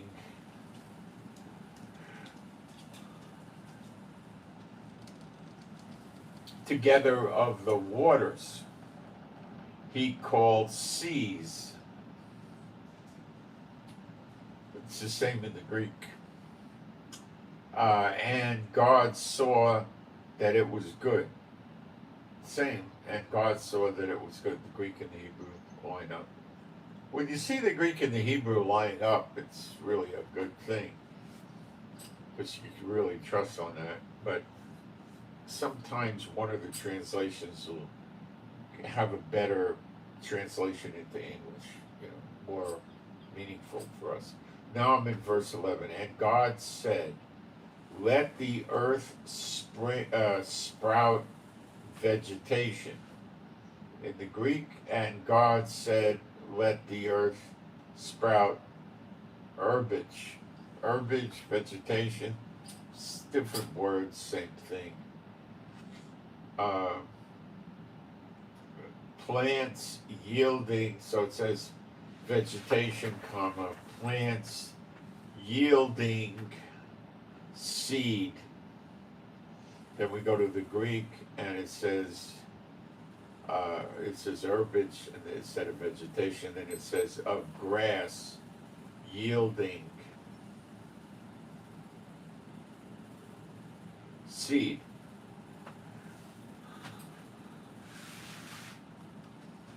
Back to the Hebrew. It says fruit trees making fruit. And to the Greek,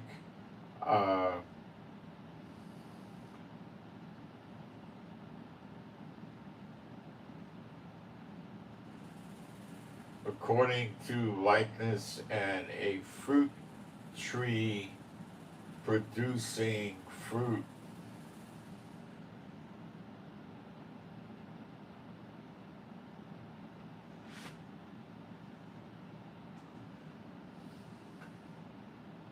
According to its kind, making fruit according to its kind, whose seed is in it. Likeness and fruit tree producing fruit, whose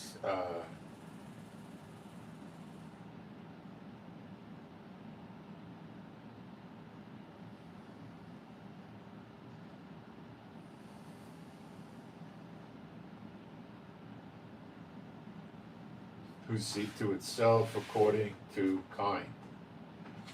Upon the earth, okay, and they both say upon the earth, and it was so, and it came to pass thus. I like that, it came to pass thus. So they're talking about basically the fruit trees. And that was, where, that's how we're going to eat in New Jerusalem, from fruit trees. You can eat from the trees, and it's because you don't have to work the land when you just eat from the trees. The trees do it themselves.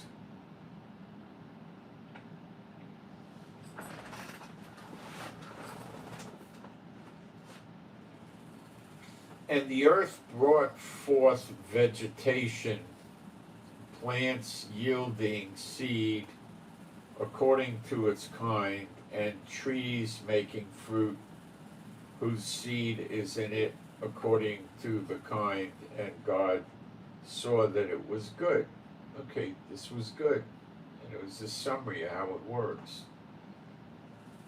So the fruit falls off the tree, and then it has seeds, and they wind up in the ground. Birds spread it around. Anyway, we didn't get there yet. But the birds, I don't think, are around yet. Verse 13. And there was evening, and there was morning, a third day. See, he's explaining to the evening precedes the morning. The morning's the middle of the day already. The day rotates at the evening. It's the Erev is the word in Hebrew, Erev, which is a mixing of the day and the night when the shadows are long, but you can still see, you know. The Greek says, and evening came into being, and morning came into being a third day. Okay. Now back to the Hebrew. And God, this is verse 14. And God said, let there be luminaries in the expanse of the heavens to separate between the day and between the night. The Greek is, God said, let there be luminaries come into being in the firmament of the heaven for illumination upon the earth, illumination upon the earth to separate between the day and between the night. Let them be for signs and for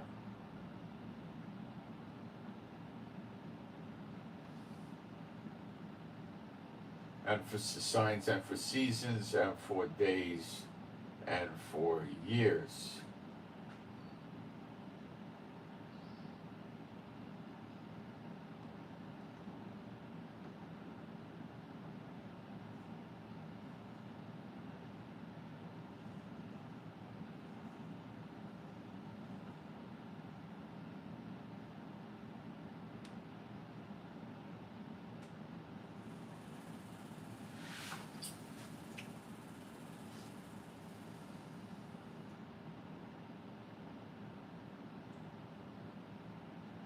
So the stars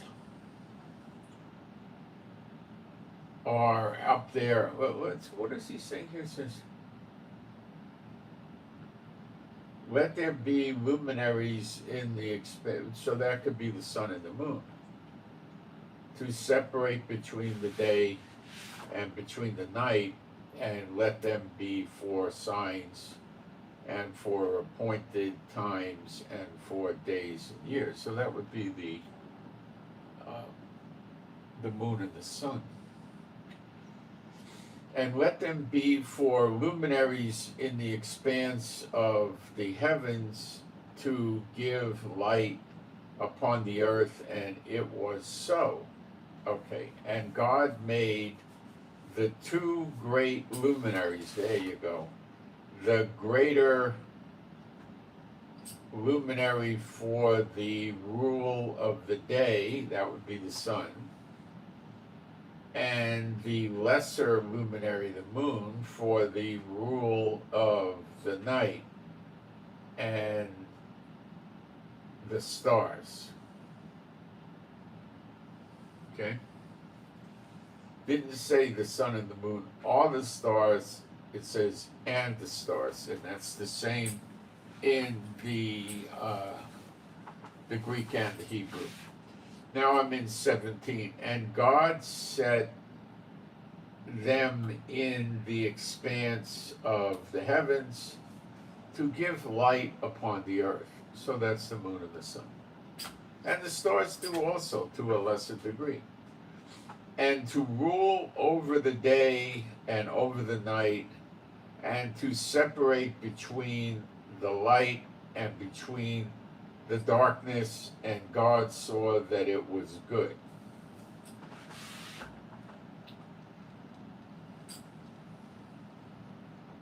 Pretty much the same in the Greek. And there was evening, and there was morning a fourth day. So he's telling you the night and the day, the evening and the day are making up a day. So it doesn't lend to me to say, oh, it's 1,000-year day. No, I don't think so. And God said, let the waters swarm with swarms of living creatures, and let birds fly above the earth across the face of the expanse of the heavens.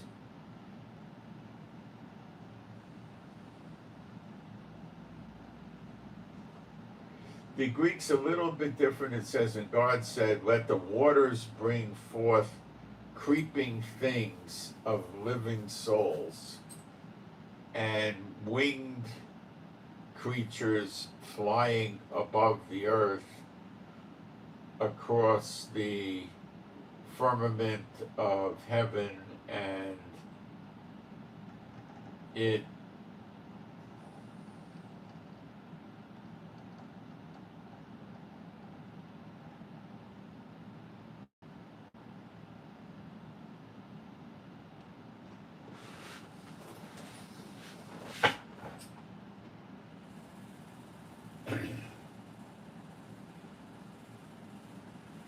and God created the great sea monsters. So the creeping things are your crab kind of things and lobsters and that kind of stuff, right? And then it goes on in verse 21, and God created the great sea monsters and every living creature that moves, with which the waters swarmed according to their kinds, and every winged bird according to its kind, and God saw that it was good. Okay.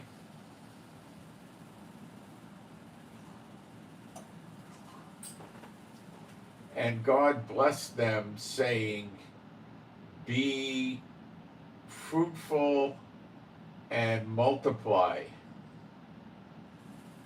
and fill the waters in the seas, and let the birds multiply on the earth.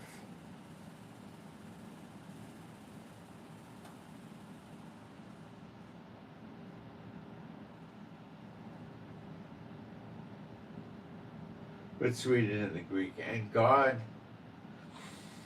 blessed them, saying, increase and multiply and fill the waters in the seas, and let the winged creatures multiply upon the earth. Well, the winged creatures are the birds. And there was evening, and there's no flying dragons. When I tracked down the dragon word, it basically led me to anaconda, which is a big snake that could go 25 feet, and the sucker could get this thick, and it attacks an animal by wrapping around them and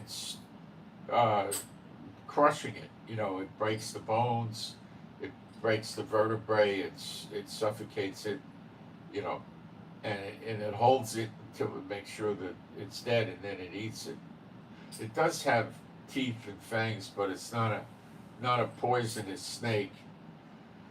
So what he needs to do is kill it, and then he tries to move with his mouth open. He releases his jaw, and he moves over the dead animal to get it inside him, and eventually move it into his belly. And you know, if he's gonna get like a 60, 70-pound animal, it might be all he eats for 2 months or something.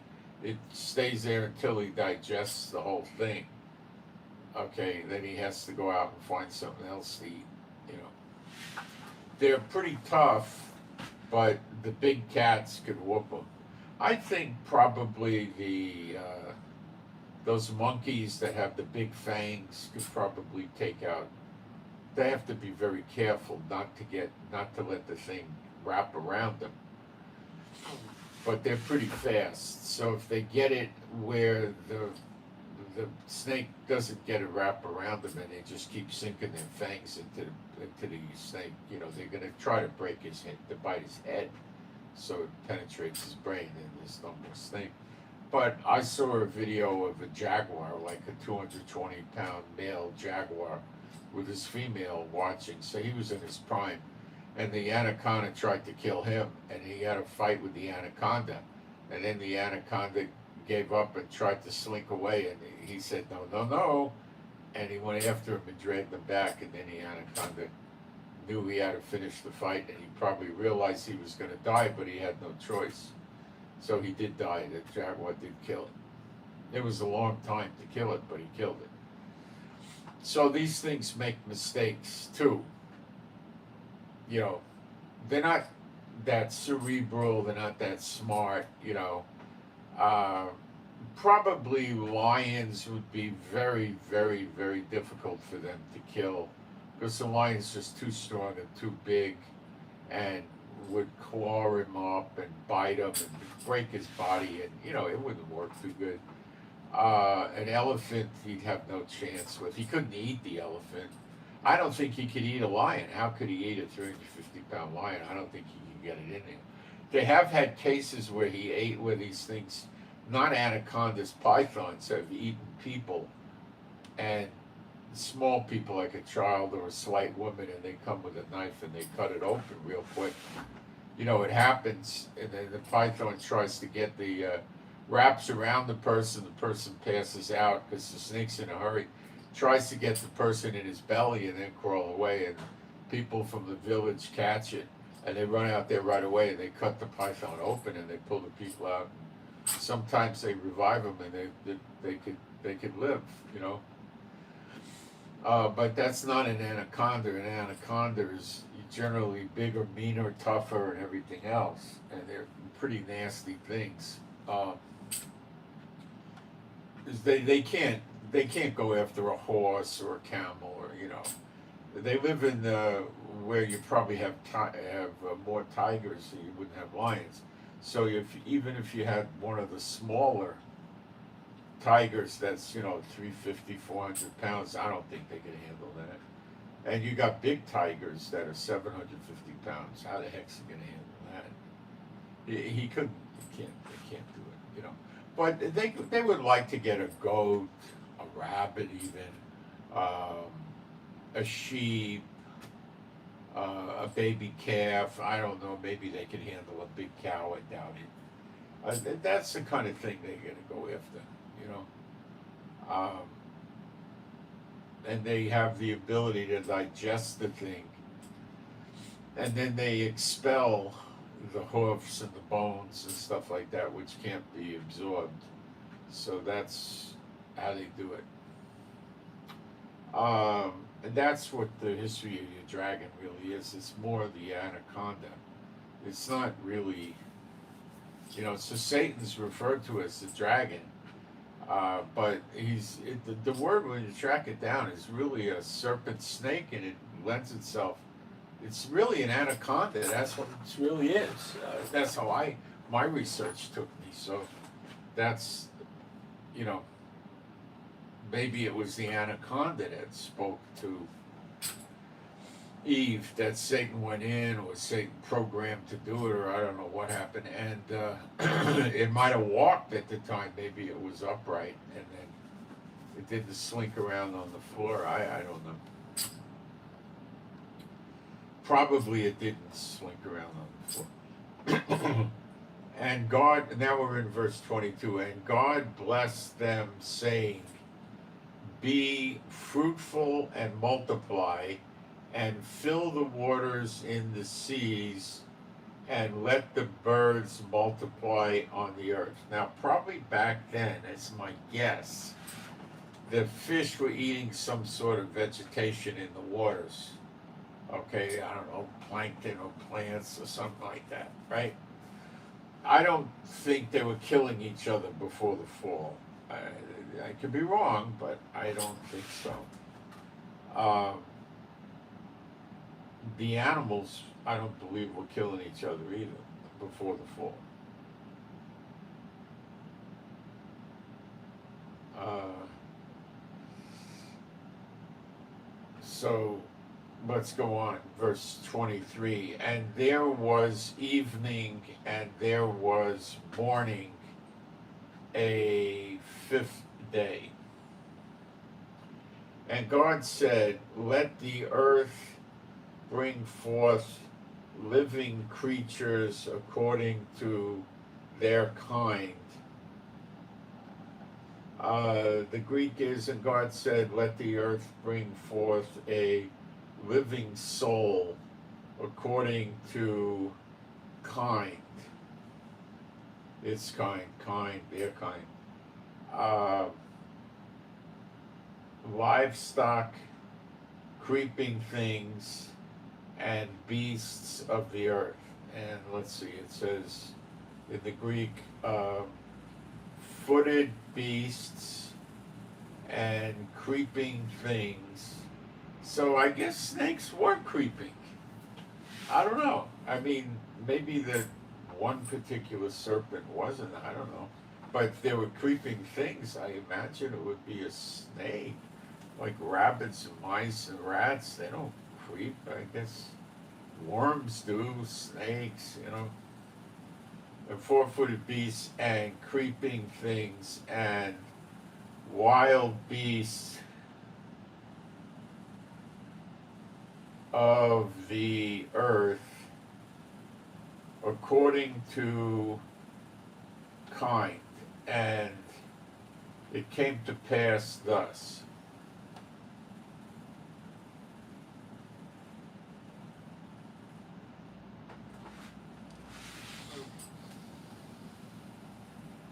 Okay, now we're in verse 25. And God made the beasts of the earth according to their kind, and the livestock according to their kind, and everything that creeped upon the ground according to its kind.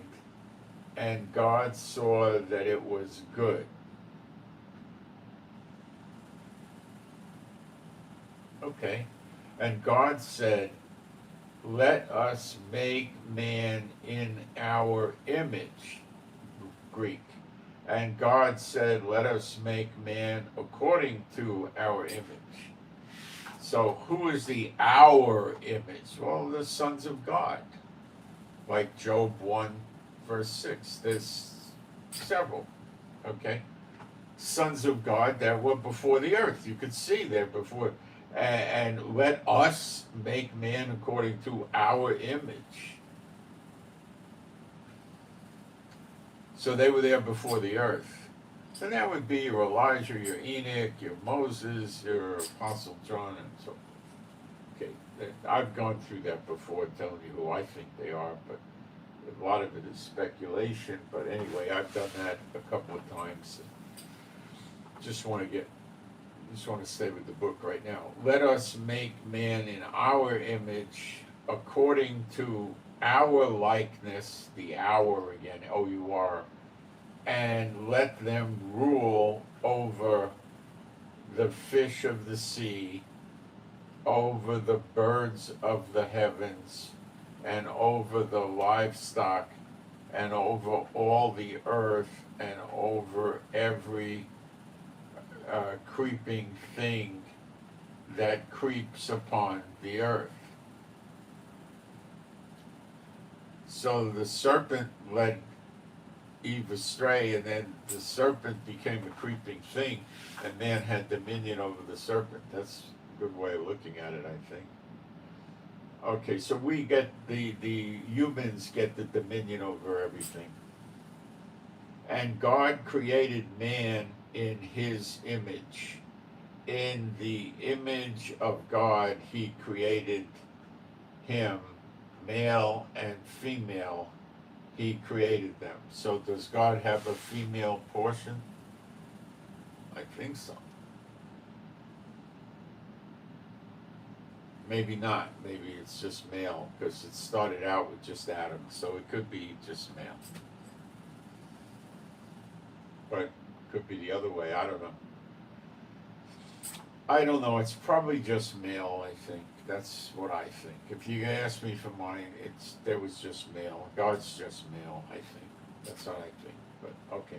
And God blessed them, and God said to them, be fruitful and multiply, and fill the earth and subdue it, and rule over the fish of the sea, and over the birds of the air, of the heavens, and over every living thing that moves upon the earth.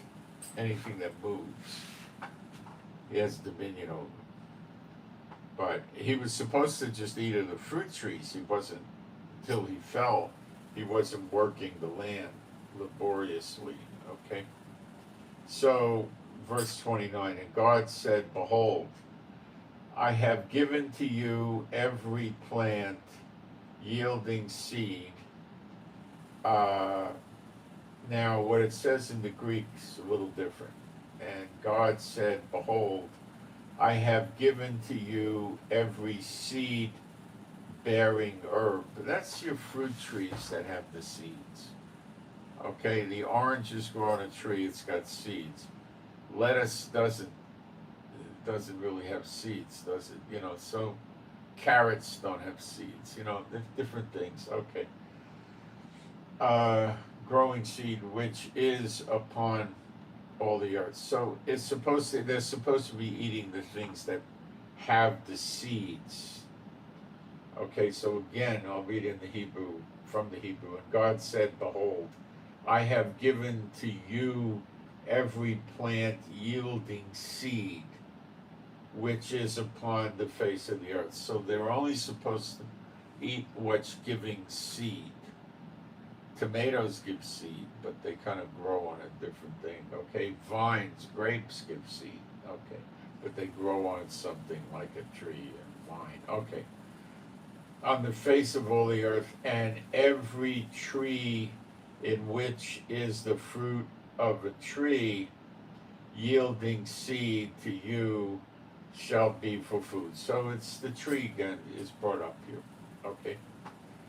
And to every beast of the earth, and so maybe they were just supposed to eat the fruit tree stuff, I think.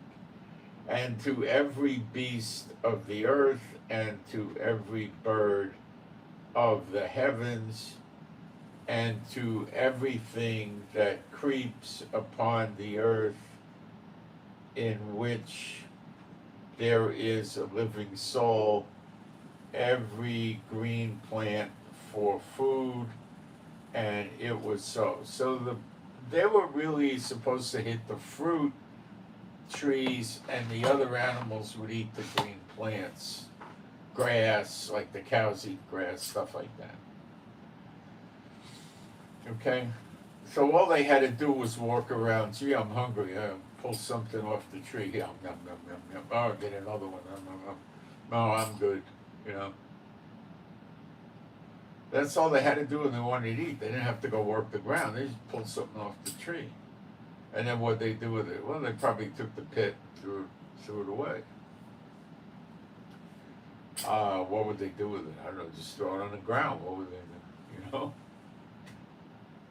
So. Anyway, I think we're going to stop here because I've been a long time on this video. So I hope you got something out of it. I'll pray for us. My Heavenly Father, Jehovah, I pray for me and my wife, all the true believers in our households, that we would have your peace, safety, protection, joy, and shalom, peace, and strength, stamina, and endurance from you, your healing and recuperative power flowing through us, healing us as needed, and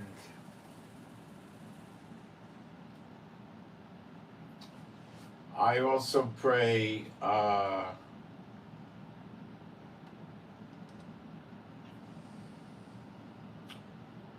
for our animals and pets and ourselves, that we would be safe, secure, and happy, healthy, and whole. I pray for the peace of Jerusalem. I pray we have adequate money and then some extra. I pray those of us that need housing, get housing. Those of us that need a job, get a job. Those of us that need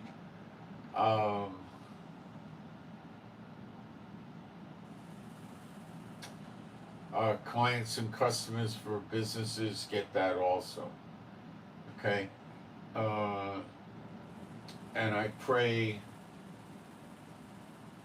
that we would know the scriptures better and understand what's going on in the world and how you're fulfilling prophecy. And I pray that I could do better videos and better translations and better teaching of the Bible. And I submit this to you, my Heavenly Father, B'Shem Yeshua HaMashiach. And please remember to pray for me to have success in my journey through this public and private welfare type system they have in Israel. Okay, and I pray for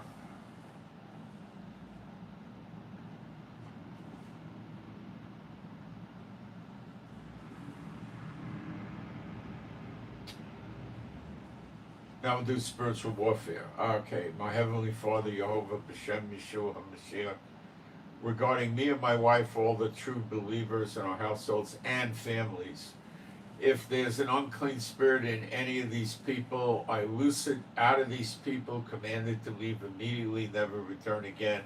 B'Shem Yeshua HaMashiach. And you can agree with all of these things if you're a believer.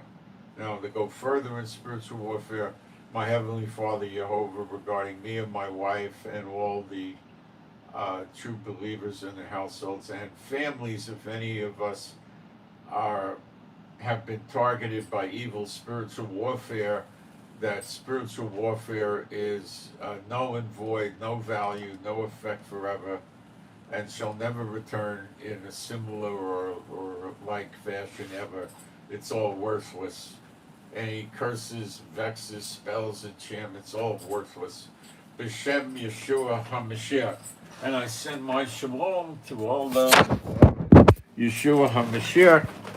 And I'm out. And I'm sorry for the delay again, guys. And thank you.